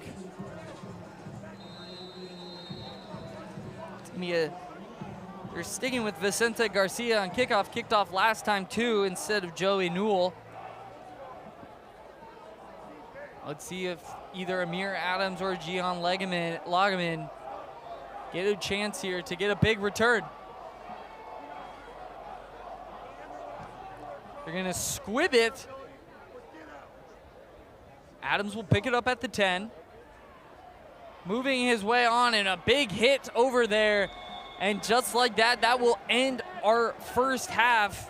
What a firework action first half here. And speaking of fireworks, Amani, don't forget, at halftime, we got a beautiful fireworks show to show just shortly after the conclusion as these players are heading off. But, I mean, what were your takeaways from this first half? Most definitely, it's a tight matchup. And we mentioned earlier coming into this game that it would be a tight one. But honestly, I think both teams are doing pretty well on offense and on defense, showing their versatility, showing everything that they're capable of. But again, when it comes to the Chapman side, it's just showing their maturity and just having that leadership be there for them. Yeah, if you ask me, I was thinking this was going to be a defensive showdown between two defenses that know each other really well. But 21-21 at the half, we had some big plays, some clutch moments from both teams. Let's see what kind of adjustments both coaches make. Jim Good for Redlands, Bob Owens for the Panthers. Let's see what kind of adjustments they make in the locker room as we head into the second half. But, I mean, what more can you ask for from both of these teams? Honestly, I think it's just having that poise, that patience. I know that's something I've mentioned a lot here in this broadcast, but it's shown to be true. On those plays where Nathaniel Espinoza was patient, that's when they had good runs. That's when they had good catches. So it's just continuously doing that and continuously just going with the game plan and just trusting each other. Yeah, and the key players we mentioned have also had outstanding halves. Tony Williams on the Bulldog side, Amir Adams on the Chapman side.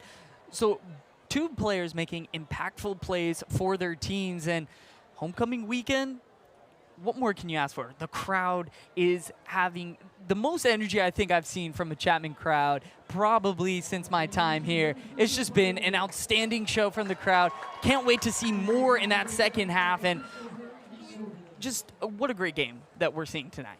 Yes, and honestly, too, it's exciting to see the fireworks, too. We could talk about the fireworks, the actual fireworks, or we could talk about the actual fireworks from this game in terms of the chippiness. We got a countdown going right now, so let's head back on the field to see that amazing fireworks show.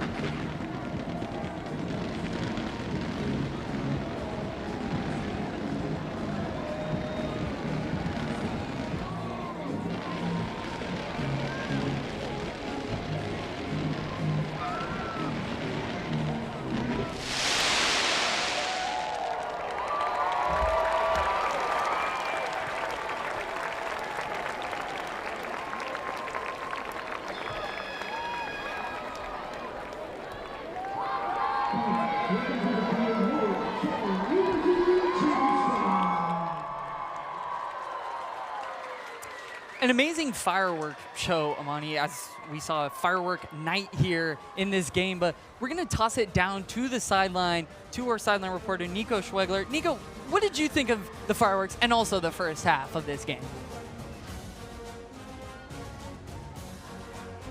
Steven, these fireworks have been absolutely incredible so far. And we got the cheer squad behind me. Unfortunately, Justin's running a little late. But as for the actual game, it's been an absolutely incredible matchup so far. 21-21 at the break so far, and it's been absolutely incredible. And so the main thing, the wide receivers have done all the scoring so far, but it's been the running backs who have been absolutely on fire. 90 yards for Isaiah Woods for the Chapman Panthers, 91 for Tony Williams Jr. for the Redlands Bulldogs. We'll see if both these teams can continue to do these going into the second half.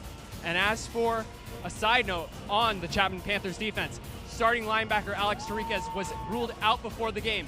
His backup, Donato, has been absolutely electric for this Panthers defense with 7 tackles so far. We'll see if both these defenses can hold out or if the offenses will continue to excite and give us a very nice high-scoring game. Steven, back up to you.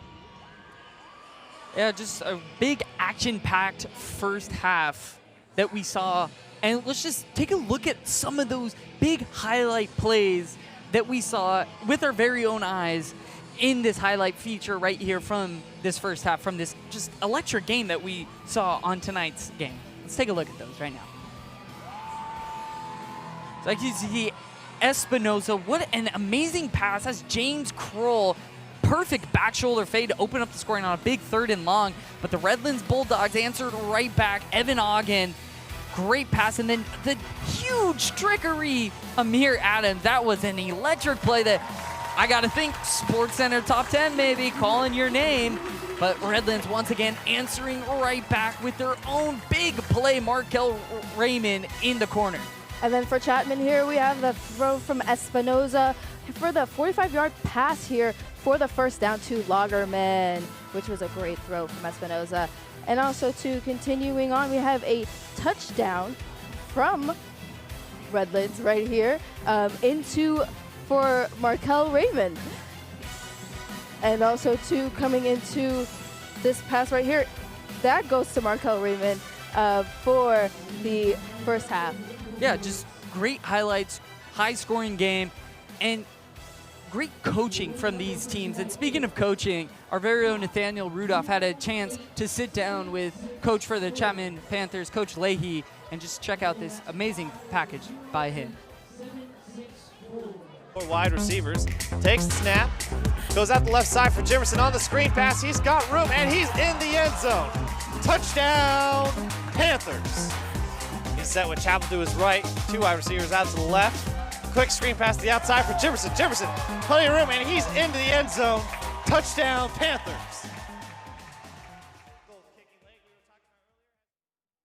So my name is Michael Leahy. I actually went to school here 2010 to 2014. I'm the quarterbacks coach on the football team, and I've been coaching here since 2016. I felt like I was a huge leader on the field because of the huge leadership. A lot of other people that I played with kind of followed suit, and in return we had good outcomes as a winning team and a winning culture here on campus.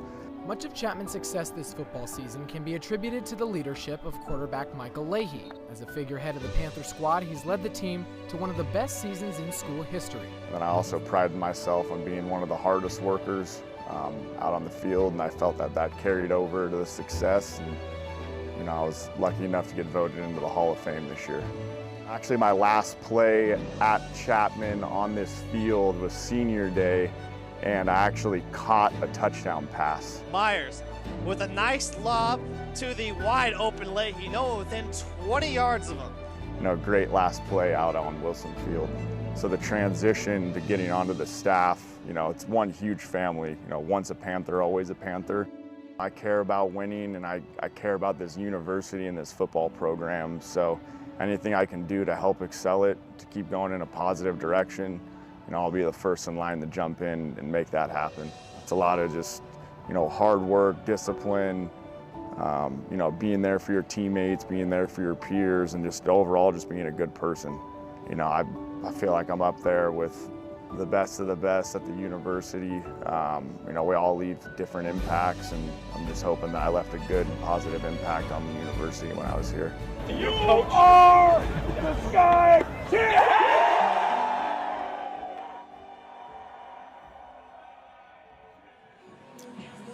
So, in unfortunate news for Chapman University was the news of the passing of former athletic director David Curry. And we had a moment of silence before the game, just a beautiful moment. And just to recognize the importance of Director Curry to Chapman University, to sports here in general. And it was just a really important moment to have right before the game, to recognize him in front of all this crowd, at his family here, and it was just great to see. Yeah, honestly, it was great to see. So, and I believe one of his family members was a part of the coin toss earlier today, so that was also a great sight to see as well. And we also have a feature package on the passing of David Curry, and when we go to that, we will also then be going to halftime. So signing off for just the halftime, I'm Stephen Hogenkamp with Amani Wright. So my dad wasn't big on hyperbole, and so I'm going to say it for him. Chapman was the best decision of his life.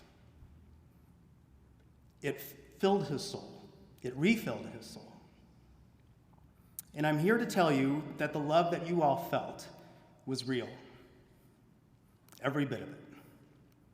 He loved this school more than you can imagine, and he loved all of you very, very much. So thank you for what you've given to him, and thank you for what you've given our family. Dave Curry poured his heart and soul into Chapman athletics for 25 years. He was a champion for causes that have greatly benefited thousands of Chapman student athletes. He was a mentor, a tremendous leader, and was perfectly suited to take Chapman through an era of incredible growth and success. So, Dave, thanks for being at my side through thick and thin, for being at the helm for so many years, and for showing us and inspiring us to be the best that we can be. Thanks, Dave.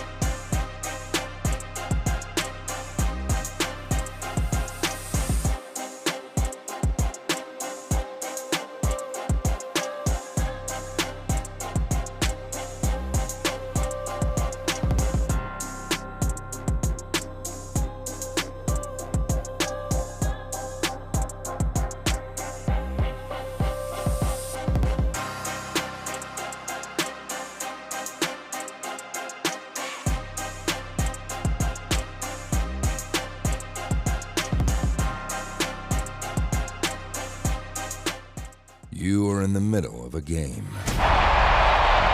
Adrenaline coursing through your body. And you are calling the shots.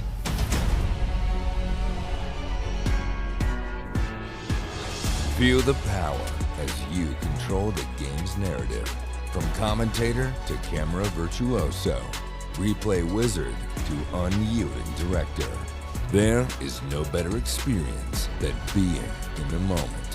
Challenge your limits and embrace the electrifying rush that comes with the crowd's roar. You never know the epic plays you will capture and the masterpiece you could make. You could be an amateur learning on the fly or a pro wanting to expand your skills. You will always fit in. And what better place to broadcast your skills than in sports? Never knowing what is coming next and always coming across something new.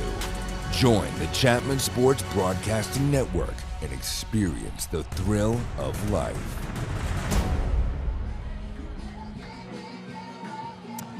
After a couple hours of an amazing football contest, we're only halfway done, Amani. And it feels like we've been running along here, but it's been a great game so far. A tight one, like we, again, mentioned before the game that this would be a tight one, especially with both teams in SCIAC play right now, wanting to get that first conference win. Yeah, it's always important, starting off conference play, right? We're going to send you down to the field, start of the second half here at Wilson Field, 21-21, here on the Chapman Sports Broadcast Network. So the Panthers will kick the ball away.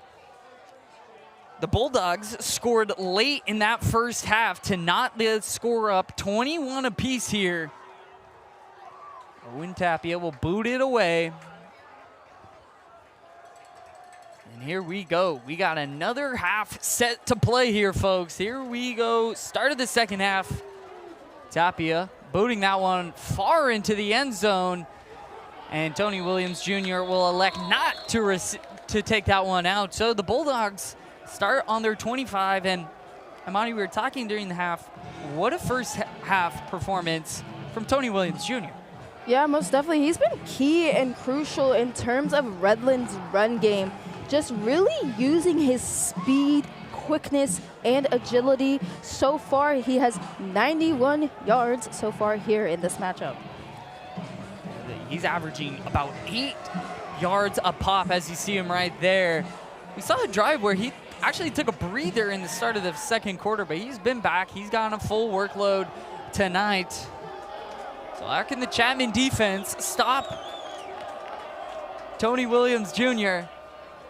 as he'll start the ball, get in that one, and he'll mosey on over just across the 30-yard line. And you could just see how difficult it is to bring him down. They couldn't even do it right there. They had Panthers had 4 players right there. They couldn't bring him down. Yeah, most definitely. And not only does that show just his speed and his quickness and his agility, but also his strength, I think, is a huge thing. And that's why he's able to bounce off defenders when he is on the run.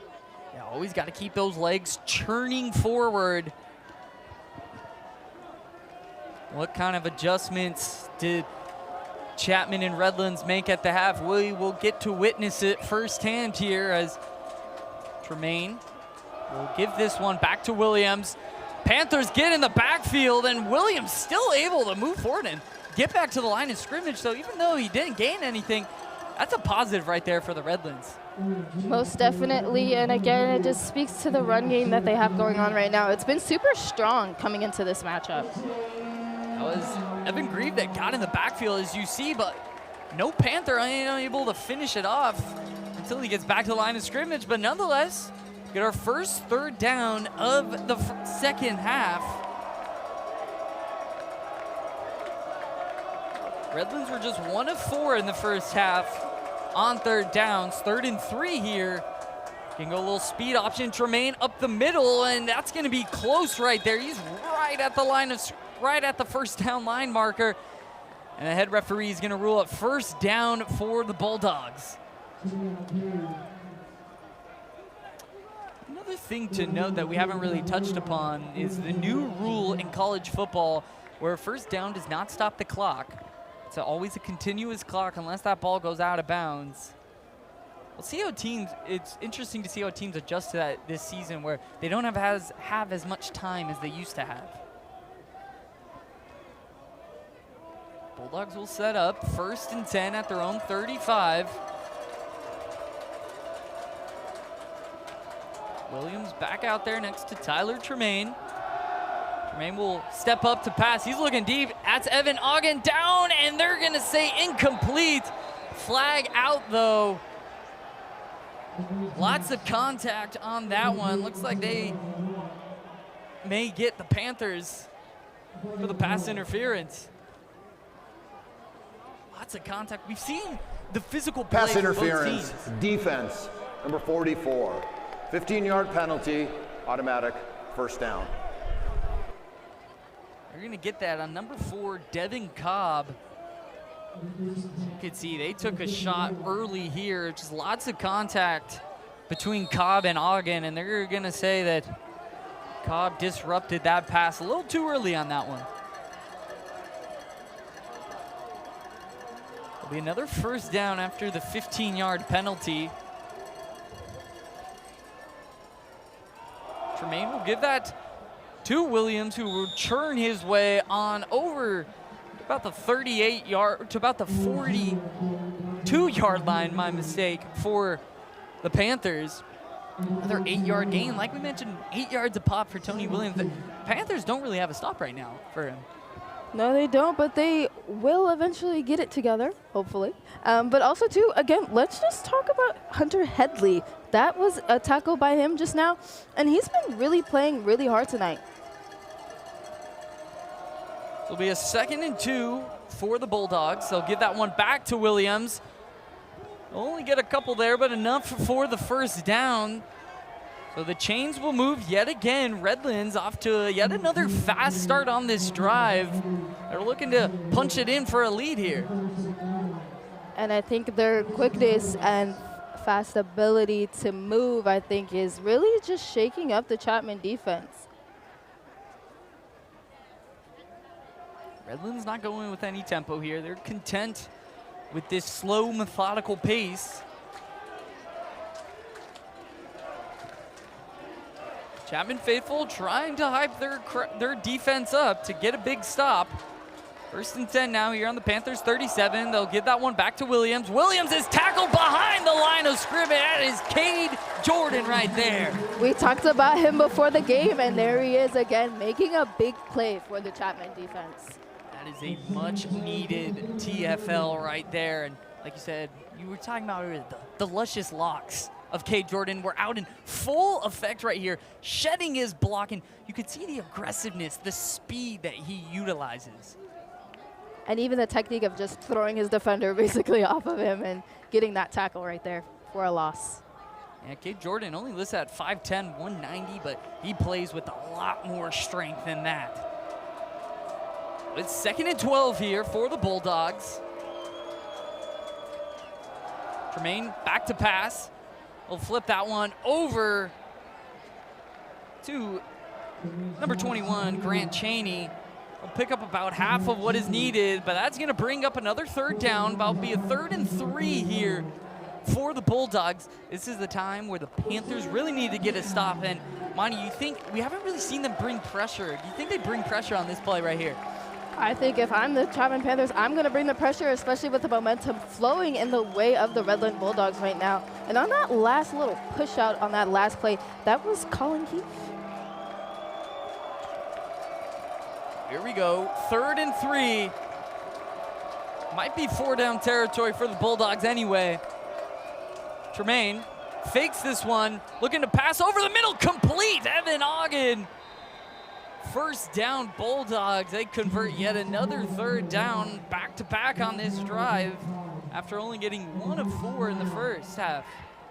That middle coverage seems to be a little bit of a problem for the Panthers. And we've seen a lot of those passes, those longer passes from Tremaine, make it into that zone. They're really attacking the middle thirds of the field.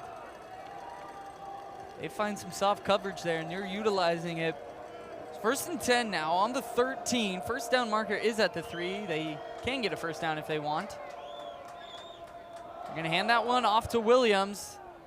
will mosey his way on in, and he's just doing a really good job of finding those holes. There's been multiple times just on this drive alone where it seems like the Panthers get into the backfield or get him at the line of scrimmage, and he just seems to shake those blocks really easily. Most definitely, and again, that just speaks to the strength that he possesses. A long drive here for the Bulldogs. We're already past 6 minutes on this drive. 2nd and 4 on the 7-yard line of the Panthers. You can see they're just taking their time. They're not in any rush. They got the Panthers right where they want. Let's see what defensive coordinator David Bishop will cook up right here.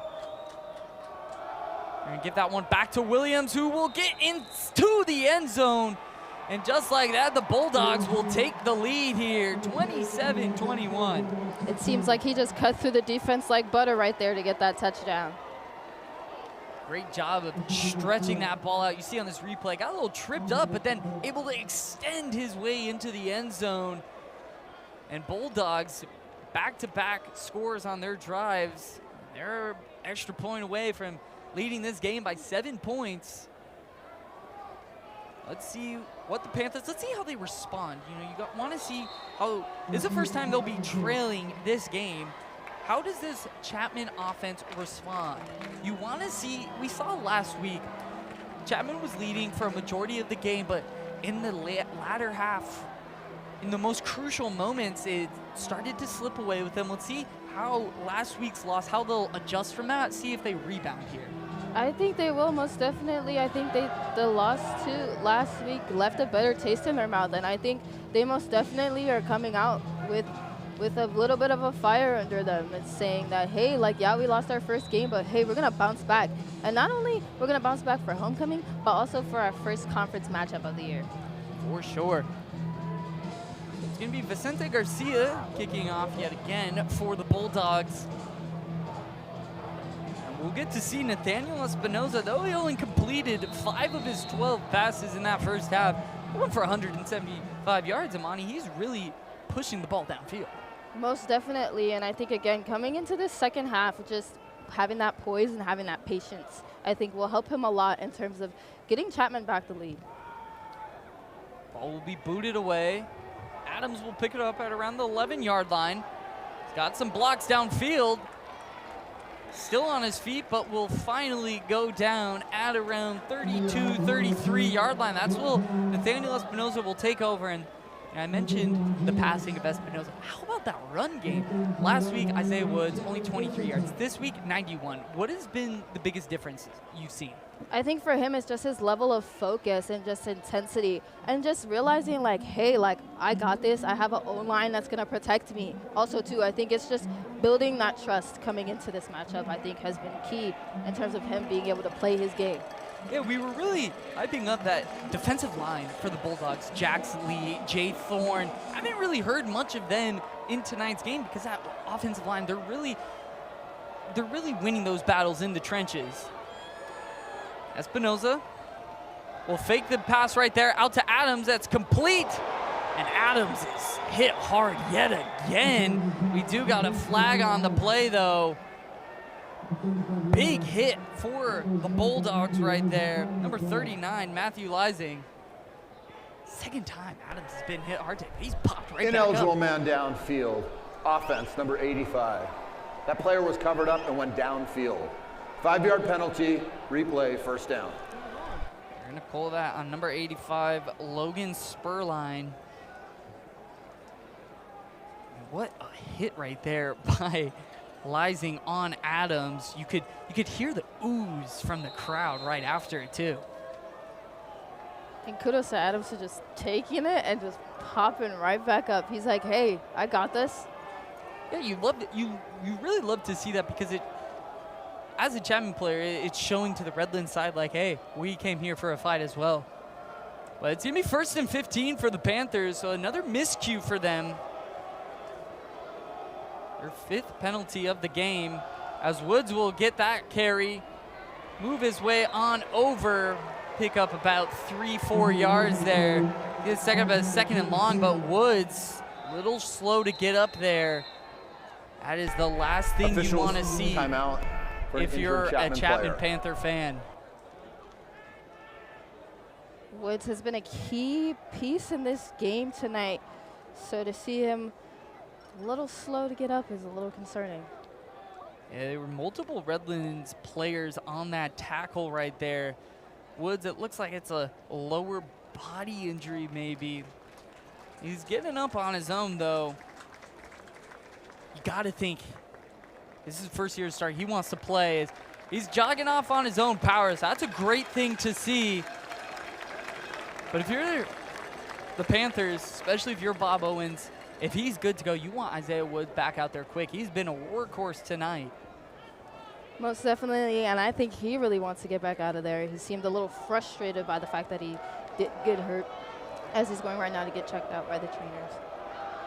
So we'll hope that Woods, just a minor injury, can get back out there.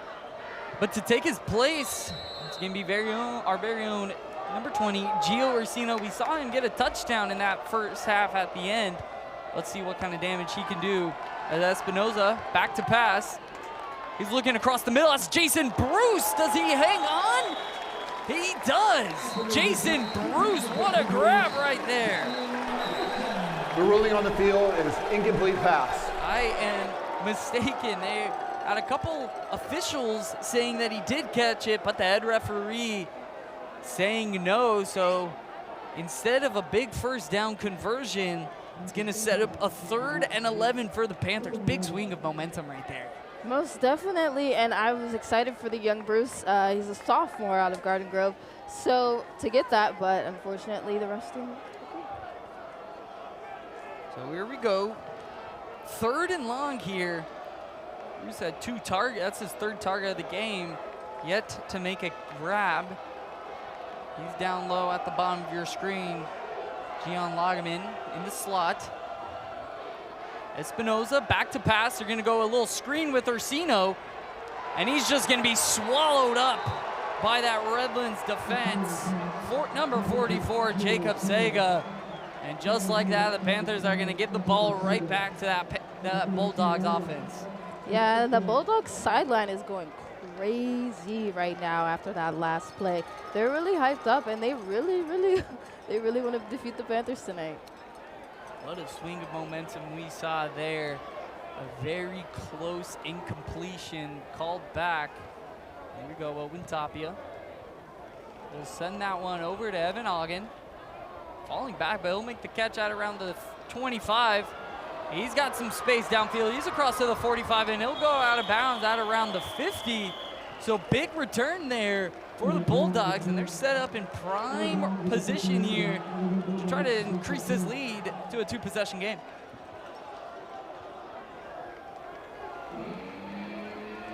You know, one thing you got to think for the Panthers, they're down 7. As you see on this replay, Evan Ogden getting out to the corner. But when does that frustration start settling in for the Panthers? They had a very tough loss last week. Similar situation here. How can they respond?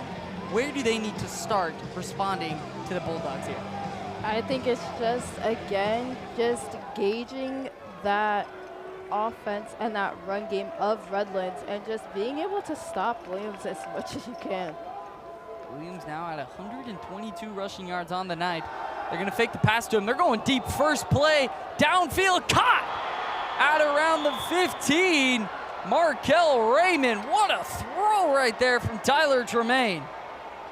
Markel Raymond earlier did have a touchdown, so he's been in on the action, as you can see right here, as this throw from Tremaine perfectly hitting Raymond right there, right in his chest. That's a throw that we've seen the Panthers have some chances on, but have unfortunately missed on those opportunities. But now, Bulldogs set up 15 on their Panthers 15-yard line. They're looking to score right here. Tremaine will give that one over to Tony Williams, churning his legs forward, but will ultimately be stopped at around the 12, 11-yard line. These Panthers right now, they really need to get a stop, like at the minimum. you only can allow 3 here. Most definitely, and I think also too, just bringing that energy back. We had that energy earlier when we were up, and just having that consistently, I think will really boost the morale of this team. Redlands now 153 rushing yards on the night, 201 passing yards from Tyler Tremaine. They're looking to add to the score. They've already gotten 14 unanswered here. Tremaine back up to pass over the middle into Evan Ogden. Touchdown, Bulldogs.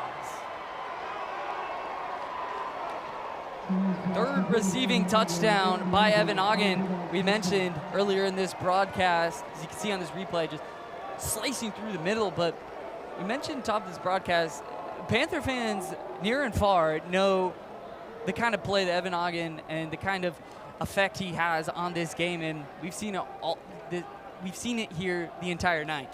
Yeah, and you mentioned earlier in the broadcast that, you know, he's used to torching the Panthers, and that seems to still be happening tonight, unfortunately. But again, just great play by Redlands overall on offense, and taking advantage of the lack of middle coverage from the Chapman Panthers defense. So 21 unanswered points for the Bulldogs, 3 receiving touchdowns from Evan Ogden. Let's see what kind of response these Panthers need. They need a score, they need a stop. Those are key. Let's see how they respond here. Looks like they're gonna go back to Joey Newell on kickoffs. We've seen him and Vicente Garcia trade reps here tonight.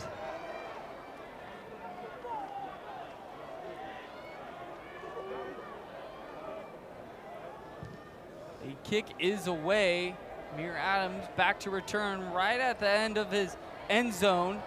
Adams, a flurry of Bulldogs over there to tackle Adams. He's really gone through a brunt force of hits tonight, and the Panthers, they'll start at their own 15-yard line. Adams,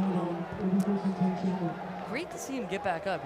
He's had a really tough night tonight on getting hit. He's had a great night receiving, but he's gotten hit hard a couple times. Most definitely, and honestly too, coming out of, if I'm Nathaniel Espinosa, if I am the offensive line, I'm coming out here with a fire, with a will, and with the desire to want to win and get another touchdown.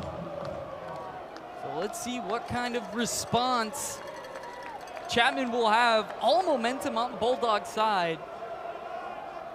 Taking the crowd out of this game. Got a new quarterback in right there. That's Gio Orsino, though, running. And he's going to be tackled for a loss of 5 right there. In at quarterback right now, that's number 6, Tyler Pacheco. Saw him play last year against Redlands, only had 1 pass attempt. So big question right now. No Nathaniel Espinosa on the field for the Panthers.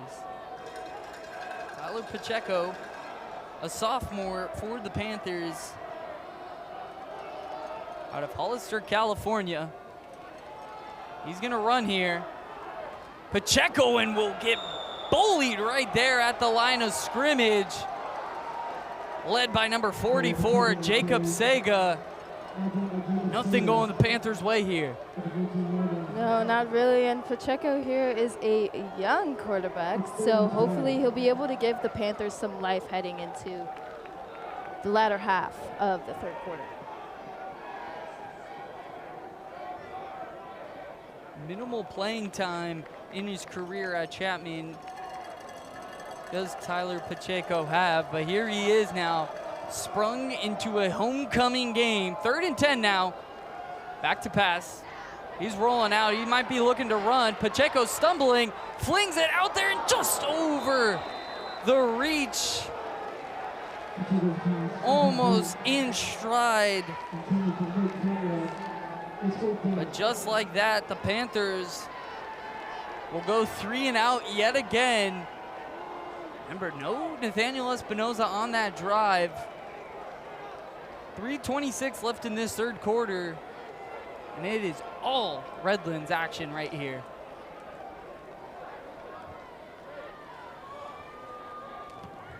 Tapia will boot it away. Evan Ogden will pick that one up. He made a man miss. He made another man miss. Evan Ogden.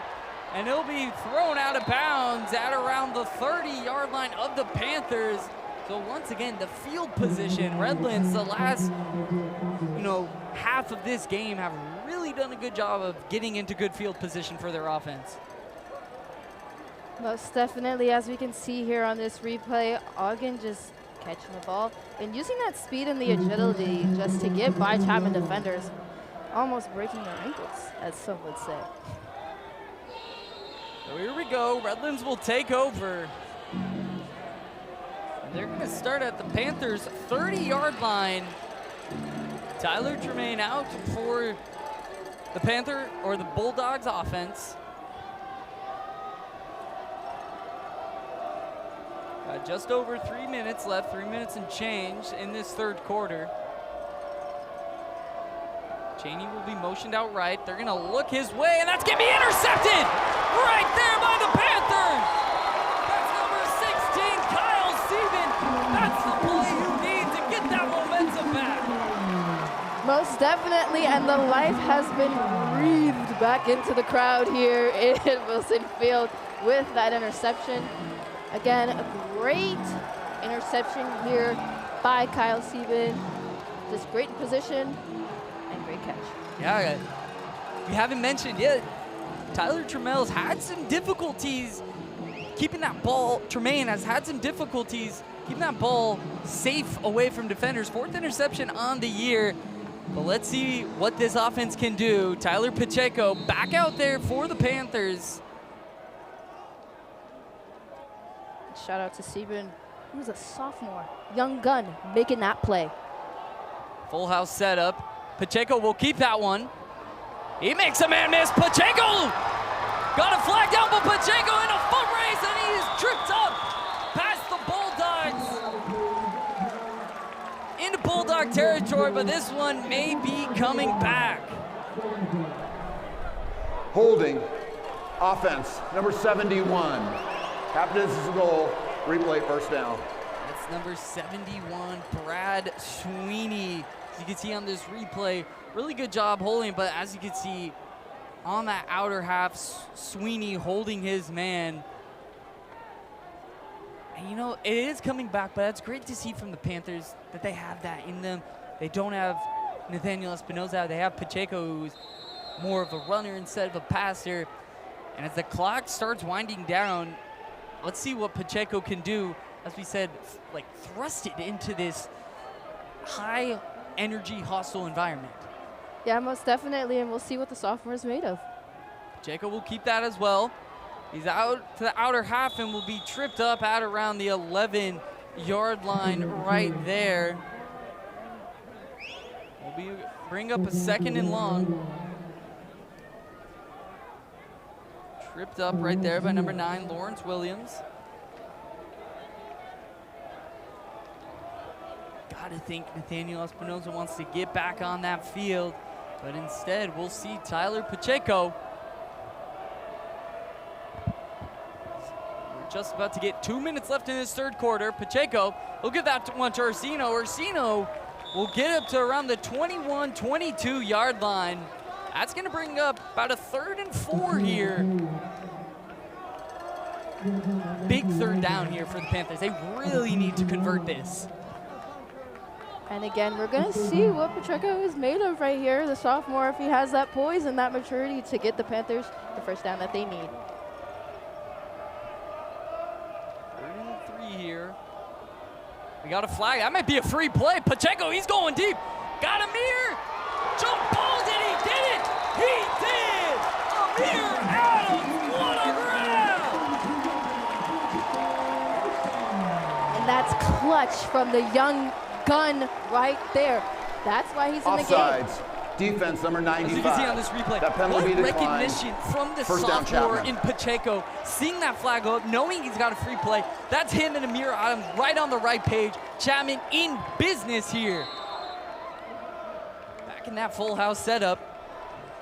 see they have to change their offense based on their quarterback. They're going to give that one to Orsino, and he's just going to be gobbled up right there, right at the line. Jax Lee in on that stop. Honestly, though, super impressed by that last play by the sophomore.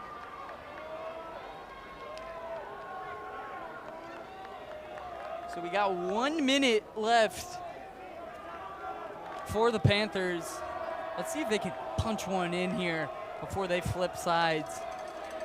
Down, trailing by 14, 21 unanswered points for the Bulldogs. We're gonna get that one to Orsino. Orsino, he's chugging forward. He'll get about 3 or 4 there. I'll set up another 3rd and medium for the Panthers. And if you're the Bulldogs, what you've seen from Pacheco is you want to force him to pass, because that's not his strong suit. We saw the great pass and grab from Amir Adams, but you want to make him feel uncomfortable. They didn't game plan for him, but this is what they have to do now. Most definitely, and I think the Redlands defense honestly probably wasn't expecting to see Pacheco out there tonight. So good on the Chapman offense to shake things up a little bit. Here we go. Let's see if Chapman will snap it. They don't have to. 5 on the play on the quarter clock. Timeout, Chapman. Which is 2 seconds Chapman, left. The first charge timeout of the half. You know, they didn't have to call a timeout there with the time. Maybe Bob Owens saw something he didn't like. Nonetheless, just got a couple seconds left. It'll be the final play of the 3rd quarter. But if you're the Panthers, Monty, you really want to go into that 4th quarter with momentum. Most definitely, too. And honestly, it's just keeping up that pace, but also, too, just trusting your guys to get the job done, I think will be the most crucial thing heading into the 4th quarter. So here we go. What will Bob Owens cook up? 3rd and 7 here. Let's see what both Bob Owens, head coach, and offensive coordinator Casey Shine with their new quarterback in Tyler Pacheco, who, you know, for the situation he got put into, you got to hand it to him. He did probably not think he was going to come out there, much less trailing in a game where he has to lead the comeback. Honestly, it's impressive, and it just shows the trust that the coaches do have in Pacheco to be out here in these clutch and big moments. There we go, 3rd and 7, just a couple ticks left in this 3rd quarter. It'll be the final play of the 3rd quarter. Pacheco, he's gonna throw that one over to Adams in space, and he'll be tackled, only gaining about 1 yard. And that'll take us to the end of the 3rd quarter. That's the end of the 3rd quarter. In a quarter that was all Bulldogs right there, scoring 2 touchdowns. Panthers, this is the first time they've really been in rhythm this quarter, but it's a great job in going into that 4th quarter with some momentum. They're going to be faced with a tough 4th down, 4th and 6. We'll see what head coach Bob Owens will want to do, but what do you want to see Chapman want to do in that 4th quarter? Honestly, again, it's just having that patience and just also, too, just trusting in each other. I noticed that when they trust in each other and when they're on the same team and on the same page, this team seems to succeed. So I'm really excited to see what they have to offer for us in the 4th quarter. And before that 4th quarter, we're going to go down to the field with our own Sideline reporter, Nico Schwegler, with an interview. Hey there, everybody. It's Nico Schwegler down here on the sidelines with the one and only John David Curry, son of the late Dave Curry. And John David, how are you enjoying this homecoming game so far right now? You know, everyone has been so spectacular tonight, and it's been a warm Chapman experience. And it's really good to actually come home. It's my 25th anniversary of coming back to homecoming. So it's been a homecoming of all sorts, and but mostly just the warmth from everyone. It's been amazing. And obviously that moment of silence for your late father, what do you think his legacy was going back at this school and this esteemed university? You know, I think the thing was he just loved this university so much. And one of the things I always took with me is his coaching staff has been here almost 30 years, a lot of them. And so there's a good leadership role there that I really look up to and appreciate that he's done. And I'll tell you something, when he passed away, in his closet, he had over 24 Chapman sweatshirts still in there, even after being retired. So he loved this university very, very much, and obviously he's very close to me as well. And that's all the time we have for now. Thank you so much, John David, for this interview. We hope that we can get this victory here. Sending it back up to you, Stephen and Amani. Great interview right there from Nico. And one thing I picked out of that is 24 sweaters in the closet. It just shows when you go to Chapman University, you're a Panther for life. Most definitely, and I think it also speaks to the character also too of who David Curry was, with the fact that he does have employees that are tenured here for 20 plus years. So here we go, big fourth down for the Panthers, 4th and 6. This is a must-have it. We had a timeout from the Bulldogs. Pacheco back to pass, and he's gonna be swallowed. No, he gets away. Pacheco rolling out, and he throws it right to the Bulldogs. Interception. That's number 39, Matthew Lysing. Pacheco unable to get it done there. Bulldogs will now take over.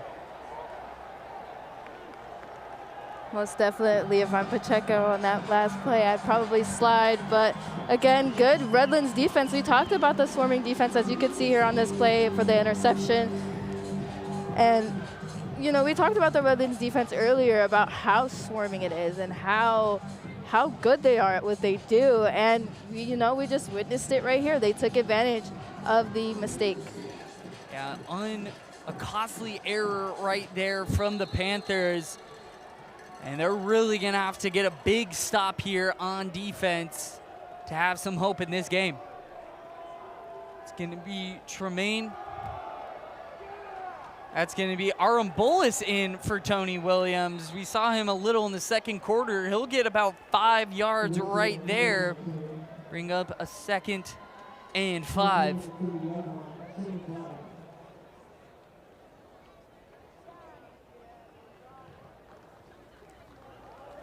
They're going to give Williams a breather here. He has absolutely torched this Chapman defense.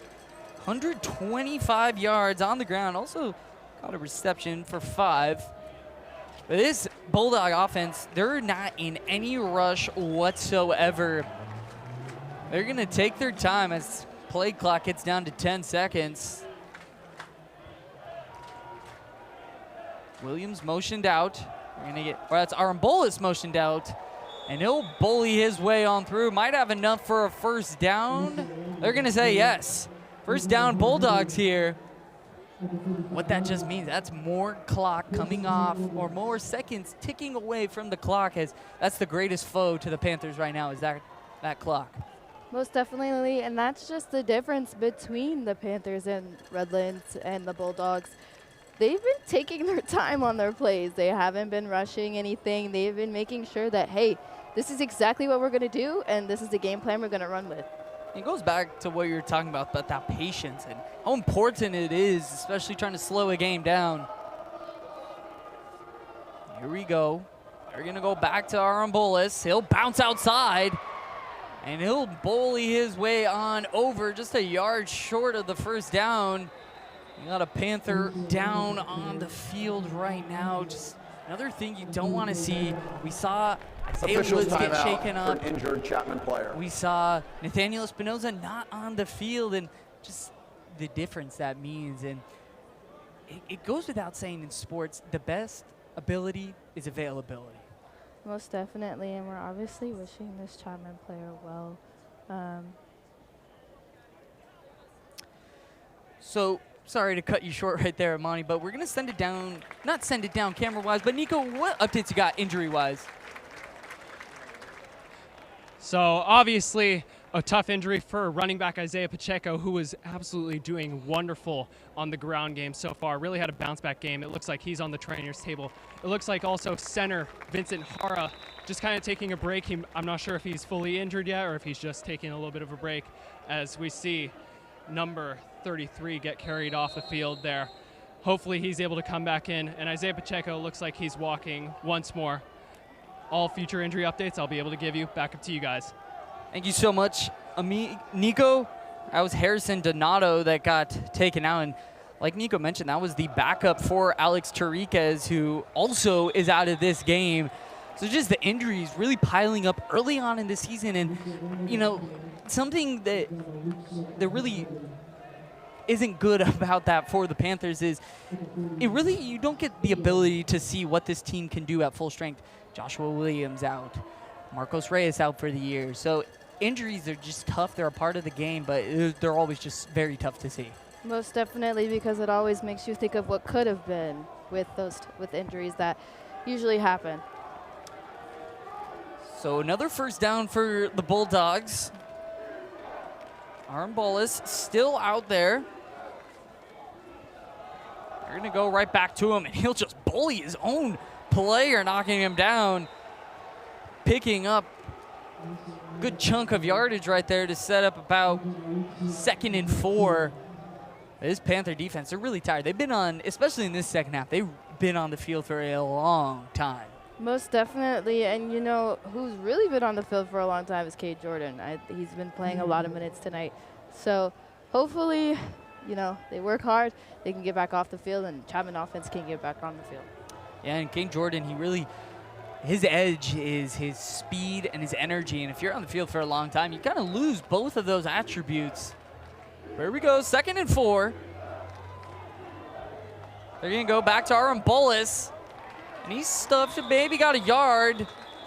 That's Luke Smith you saw with all that energy coming out, but there is a flag on the field. We may be bringing this one back. Still a lot of time left for the Panthers, especially if they can get a stop here and get the ball back. Personal foul, chop block, offense number 75 and number 76. 15-yard penalty, replay 2nd down.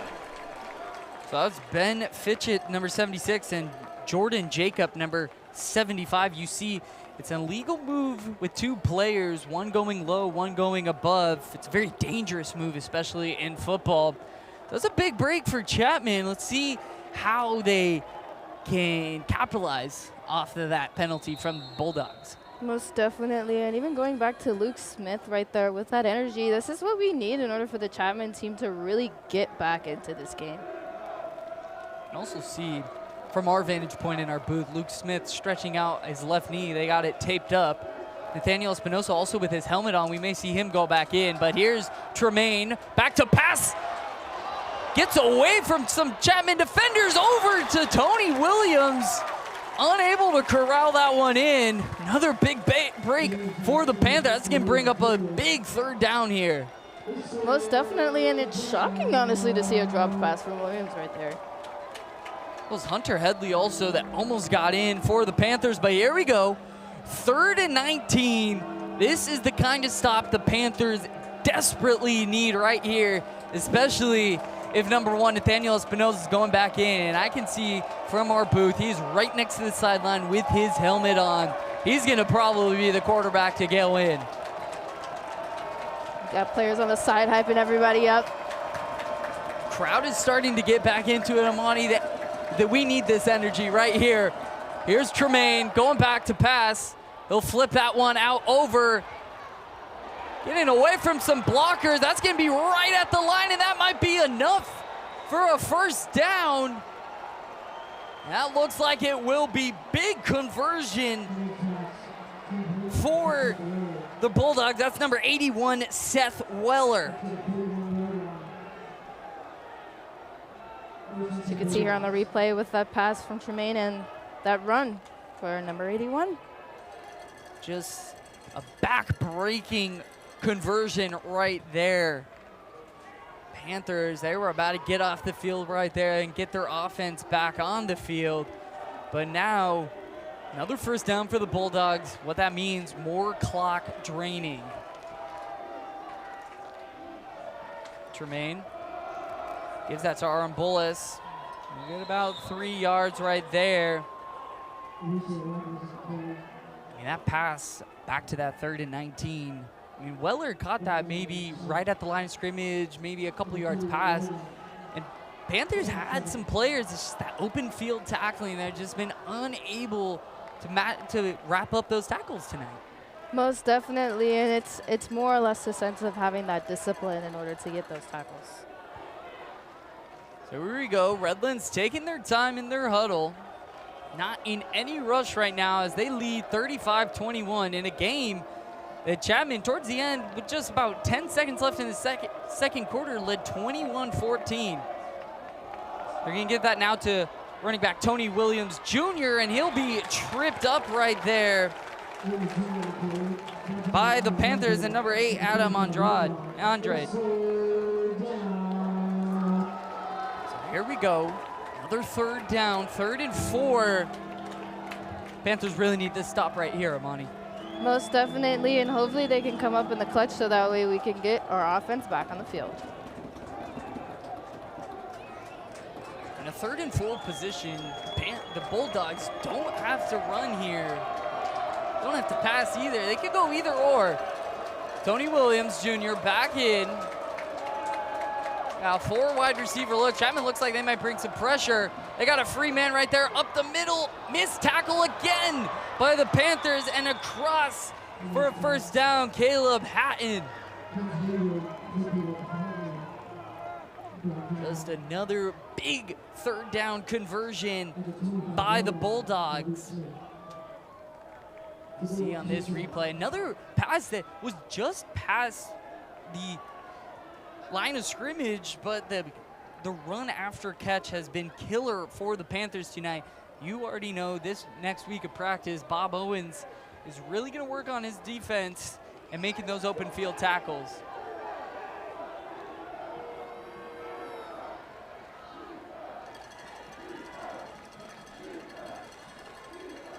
More time ticking away for the Panthers. They're going to pass over the middle, tipped ball almost into the hands of the Panthers right there. That would have been Kyle Siebens' 2nd pick of the night. That would have been a huge momentum for him again. As you can see on this pass here, I thought we were going to do with the run, but he throws it, and it was just tipped and just missed by Kyle Siebens right there. Really good job by number 7, Cade Jordan, in tipping that pass. And we talked at the break, in the first half, Bulldogs were just 1 of 4 on 3rd downs. This half, they are a perfect 4 of 4, whereas the Panthers have really struggled on that end. They were 3 of 6 at the half, and they're just 1 of 4 in this 2nd half. 2nd and 10. Tremaine out deep, that's Weller, and they're gonna rule that incomplete. Really good physical play on that outside by number 12, Rennick Martin. Great defense by Martin right there. He's 6'3", so he has a tall frame and good coverage right there by him. So another big 3rd down here. As mentioned, they're the Bulldogs 4 of 4 this half on 3rd down. You can see Evan Grief, this entire night, you can see in that middle screen, he's been trying to get this crowd on their feet. He wants to feel that energy of the Chapman faithful here at Wilson Field. 3rd and 10, big play here in this game. Chapman desperately needing a stop here. Chapman blitzing across the middle, ball tipped in the air. That might be a caught right there in the middle of the field. It is by Tony Williams Jr. What a snag. Ripping that one with just one hand. It will be 4th down, but what a big play that could have been a disaster for the Bulldogs. Most definitely, as we could see here on the replay, it's tipped, but then there's Tony Williams Jr. right there, right in the moment. It's been a key player here for Redlands tonight. They'll set up to kick. Vicente Garcia. Be a 35-yarder for Garcia here to make it a 3-possession game. Here's the kick. It is up and it is good. Big kick right there for Garcia, pushing this to a 17-point game, making it a 2-possession game. And with 7 minutes remaining, Chapman backs against the wall. We need them to show up here. They got to make some big plays here. They got the big stop on the 3rd down there, which was needed. But on that offensive side, they really need to score, and they need to score fast. Most definitely, and I think it just comes down to having the patience, the poise, and not only that, but also discipline as well. I feel like that will help the team a lot in terms of being able to convert on those key moments. So both Espinoza, from our vantage point, Espinoza has now, since taking his helmet off, Tyler Pacheco with his helmet on, so it looks to me that it's going to be Pacheco's night to finish, maybe. We hope Nathaniel Espinosa is good and well right now.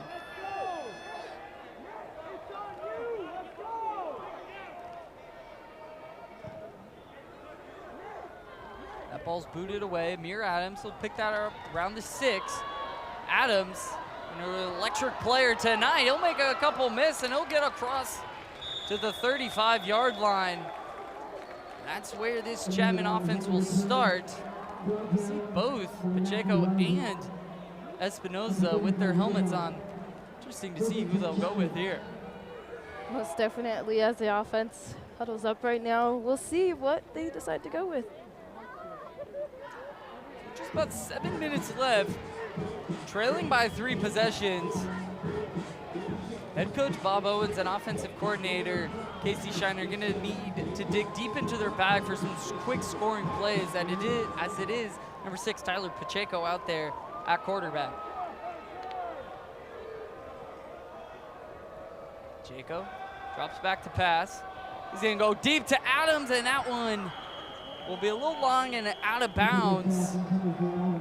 You know, smart on them. They're going to Adams, who's had just overall just an outstanding game. It's great for him to see. As mentioned at the top of the broadcast, first-year starter for him, and he's had a great game tonight with 128 receiving yards. So Pacheco out. Derek Fuentes to his left with no Isaiah Woods. Pacheco drops back. He'll get that out to Fuentes. We'll move over across to the 40-yard line. Make it a 3rd and 5 here for the Panthers, and you got to think this is a 4-down territory. They really need to convert here and put points on the board, or with the time ticking down, it may be it. Most definitely, and Gio Orsino has just come out onto the field, so hopefully they'll be able to convert with having his game and his abilities out there with them. There's a great receiving back in Orsino. 3rd and 5, Pacheco roll out over to Loggeman, and he'll be across for a 1st down. Pushed out of bounds at about the 49-yard line in Redlands territory. Job on Pacheco, seeing that Loggeman got open early.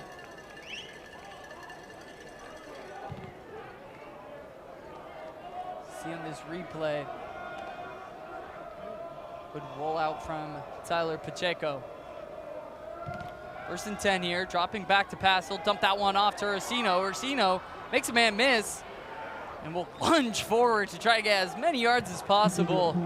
Really good job by Orsino. You see the effort in him. You know, he's playing a little banged up, but he really wants this game tonight. Most definitely, and the Panthers still feel like this game is in reach, so there's not that attitude of giving up. They really want to go hard. They really got it scored quick here. Pacheco dropping back to pass again. He's going to look deep down the field, and Bruce, and that's going to draw a flag right there. Lots of contact between Bruce and number 4, Andre Peoples.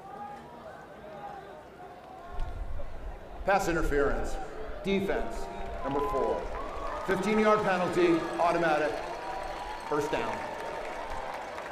Really good job on Pacheco, pushing the ball down forward, forcing Peoples. You see Pacheco just launching it up to Bruce. You see that contact impeding his way to get through. It'll be a 15-yard penalty. Chapman now on the Redlands 32-yard line. Pacheco dropping back, rolling out again. Got to get rid of it, and he is drilled down to the ground. That's number 41, Camden Carmen. Gave up an emphatic fist bump after getting that sack right there. As you can see here on the play, Pacheco's going to give it up a little bit sooner, but he gets tackled right there. Yeah, had his eyes downfield, did not see the Bulldog defender plunging his way towards him. Is now 2nd and 17. Pacheco back to pass.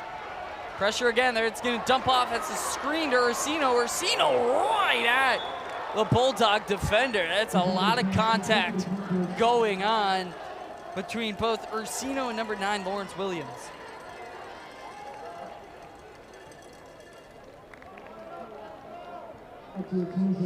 Ursino tackled and bounced, so clock continues to roll. Just about 4:30 left remaining in this game. Chapman's got to score quick here, trailing by 3 possessions. Pacheco back to pass. He's going over the middle, just out of reach of Jason Bruce. That would have been what the Panthers needed, but from both Pacheco and Espinoza, we've seen just a little off on their touches tonight. Most definitely, and it seems like it's like either too far or too short. And I'm sure as time goes on, again, these are young players that they're passing to and receivers that they don't usually play with. So hopefully as the season goes on, they'll get used to each other and those passes will start to connect. Pacheco now, back to pass. Above, right over the heads of Lagerman, tipped, and it'll be incomplete. And the Bulldogs will take over there, and looking very bleak and dire for the Panthers. They look like they are going to drop tonight's game. It's just really been all Bulldogs tonight, especially the second half. It's been all Bulldogs the second half. First half, it was a very clean, balanced attack, but Bulldogs outscoring the Panthers by 17-0 in this second half. They're getting it done on both the offensive and defensive sides. Most definitely, and I think Redlands, even though they are up, they still have been keeping the pressure. They never let up, and again, that just shows the discipline that this Redlands team has.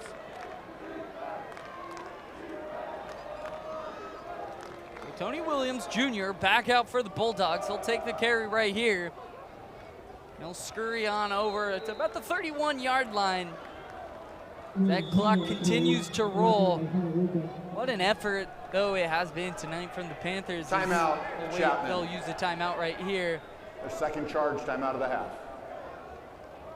Just another game. You know, you go back to the end of the first half. They give the ball back to the Bulldogs. They were going to be at around the 35, 40-yard line with about 20, 30 seconds left. And you get the big personal foul, unnecessary, after the play had stopped by Derek Fuentes, setting up the Bulldogs in prime position to score at the end of half and take the lead. Most definitely, and I think that really changed the momentum of this game coming into the second half. I think, again, we're going to start here with this pass from Pacheco right here. And again, just short. That just seems to be the theme today, either just short or just too long for Chapman quarterbacks tonight. So hopefully, once they keep going throughout the season, they'll be able to tighten that up. But again, we have a lot of young players, a lot of newness going on right now. So hopefully as the season goes on, they'll get used to each other, get used to how each other runs, speed, all those different types of things. So that way, the ball will connect. Yeah, you said it perfectly, Imani. I mean, this Chapman offense has 5 new starters on this team, going against a Redlands defense that is returning 7 seniors. They are an experienced defensive front. As here we go, 2nd and 5. Williams will get the ball back. It's going to be muscled to the ground by Kate Jordan, and a flurry of Panthers right there. It's going to set up a 3rd down right there. And if the Panthers want a shot here, this is the stop they need to get. Got to try to stop on the 3rd down as well as maybe try to get a turnover here, but the clock is continuing to run. Most definitely, and I think again, just elite defense from Kate Jordan tonight, I think has been key in terms of keeping Chapman in this game. You're gonna need Kate Jordan, Evan Grief, someone to make a big play here on defense. Redlands, they're taking their time. They got 7 seconds on this play clock. They might have to use a timeout here. They're using all of this clock right now. They're gonna fake it and pass here. Tremaine, and that's gonna be caught right there. What a grab, Markel Raymond. Seems he's making all the big plays tonight for the Bulldogs. Most definitely, and again, that's that Chapman defense just a step behind. That just seems to be the theme of the night tonight here on this pass from right here, throwing it to Markel right here, and, you know, just, again, making the big plays of the game, like you said. And it's tough. It's tough out here. The clock continues to roll under 3 minutes here Energy has seemed to dissipate on this Chapman side. They came out strong. They had a really good start, and just overall been just a great game to see on this homecoming night. It's Tony Williams, and he'll be tackled and thrown to the ground by number 32, Hunter Wickham.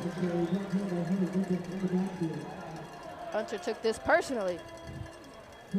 Did a really good job getting that backfield, and I mean, the story of the night really, as you see on this replay, getting right to Williams in the backfield. The story of the night, it's just been the injuries that have really hurt us. We mentioned the with Marco Reyes, with Joshua Williams not being able to play tonight. You know, we're excited to get Evan Grieve back, but just wasn't enough for the Panthers. As the clock now under 2 minutes, they're gonna really look to try to rebound next week in their game. Williams, that's Arambalis actually tackled at midfield, so it's gonna bring up another third down, be 3rd and 14. And honestly, too, losing Woods, Espinoza not playing as well, I think also hurt Chapman in the long run. You really gotta hope this team's gotta get healthy. Starting 0-1 in this conference, you gotta rebound from this. Say like this is the depth. We gotta get to that peak as quick as possible. This is the low point, everything up from here. Most definitely, and I think that a lot of respect though to the young players coming in and showing the poise and the discipline and that, you know, like they're like, hey coach, like we're ready. Arambolis in motion there. They're gonna give that right to him, and he is absolutely stuffed. That is Hunter Headley making a big play. Will bring up 4th down. Got a little more chippiness going down there. I'll bring up 4th down here.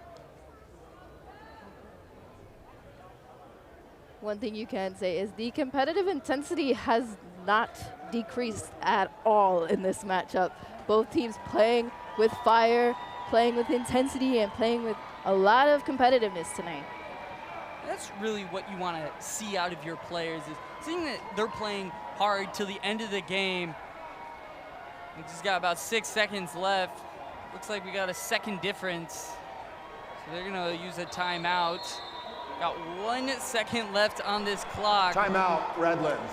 But it looks like the Their second charge timeout Bulldogs of the half. are gonna steal a victory away from Chapman. We're gonna fall to 0-2 on the season, and we'll start Skyac play with a loss.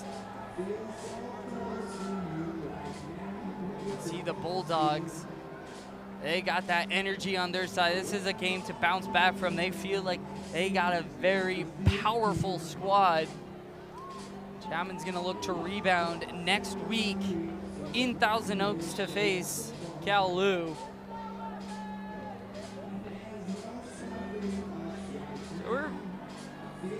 So here we go. Just got one more play remaining, which is, you know, what a game from tonight. We saw a really good game tonight. Most definitely, I think that, again, it just comes down to experience, actually. You know, like you mentioned, there is a whole bunch of seniors coming back for Redlands. And there's a lot of new players, new starters, people who have to step up to the plate who have never had to before. So here we go, Tremaine. He'll knee that one down. And just like that, the Redlands Bulldogs will come down to Orange, California, and steal a victory from the Chapman Panthers. Final score 35-21, and biggest story of the game was that second half. Chapman led this game 21-14 at one point, but Redlands scoring Redlands second half.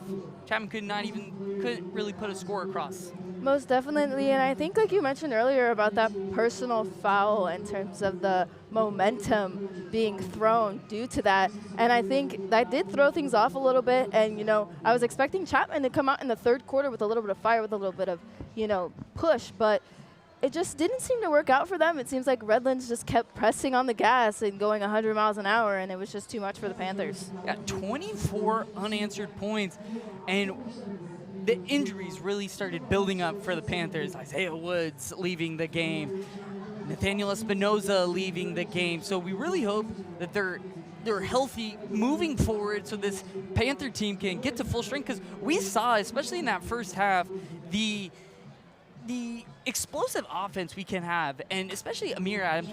What another game to follow up last week's career performance. So we'll look for him to become that star receiver that Spencer Corona, Wyatt Harden were. But it's a tough loss for the Panthers. They're going to look to bounce back next week, but tough loss for them. Most definitely, and again, it just comes down to patience. It comes down to discipline. It comes down to experience. Like you mentioned, we have a guy like Amir Adams. He wasn't a big key player last year, now stepping into this role. So a lot of these guys are going to have to step up and be clutch. Yeah, and in the interview with Amir, he was talking about next man up mentality, and that's what these Panthers have got to have.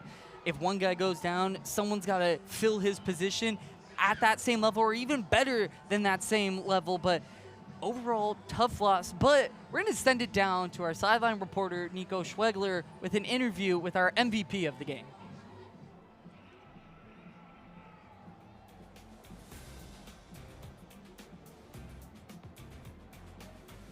With our CSBN MVP of the game, Tony Williams Jr.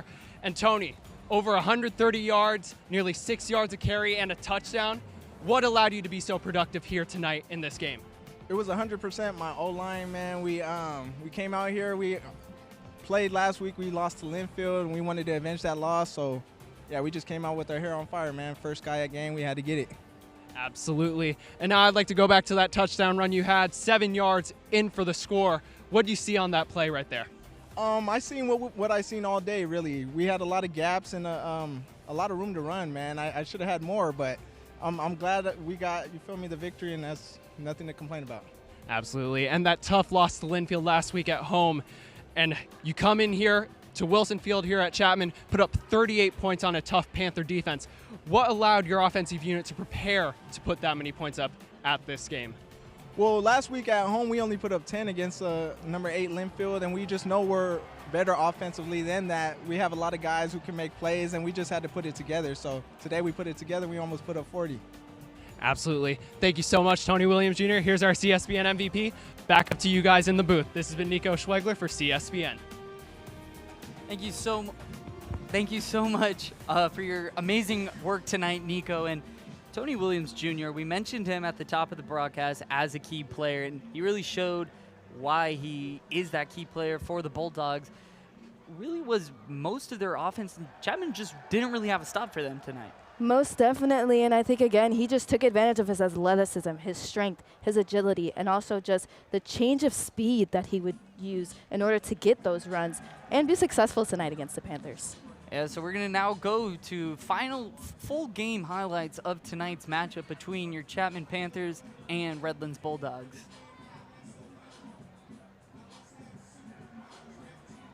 So as you see right here, opening the game, first drive, James Kroll, what a grab, back shoulder fade, but Redlands, the key in tonight was matching what Chapman did, and especially in that second half, doing even more. And Amir Adams, great trick play from the Panthers, well dialed up, but Bulldogs did not hesitate one bit. That's Markel Raymond up at top.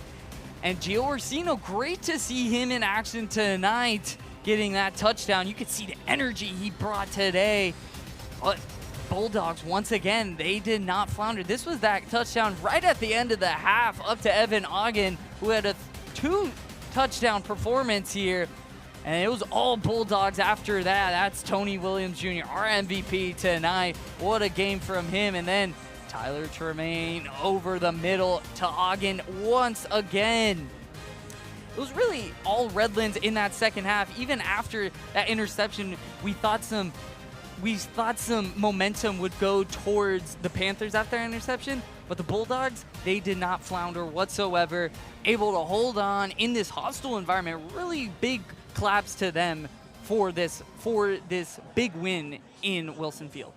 Most definitely, and I think kudos to them for having the discipline and just the patience all night tonight to beat the Chapman Panthers tonight. Yeah, it was just a great game overall, and we're looking forward to these next home games for the Panthers. As I mentioned, they'll be in Thousand Oaks against Kowloon next week. But don't forget, all home games here on CSBN live on the Chapman Sports Broadcast Network. So let's take a look at some future games for the Chapman Panthers now.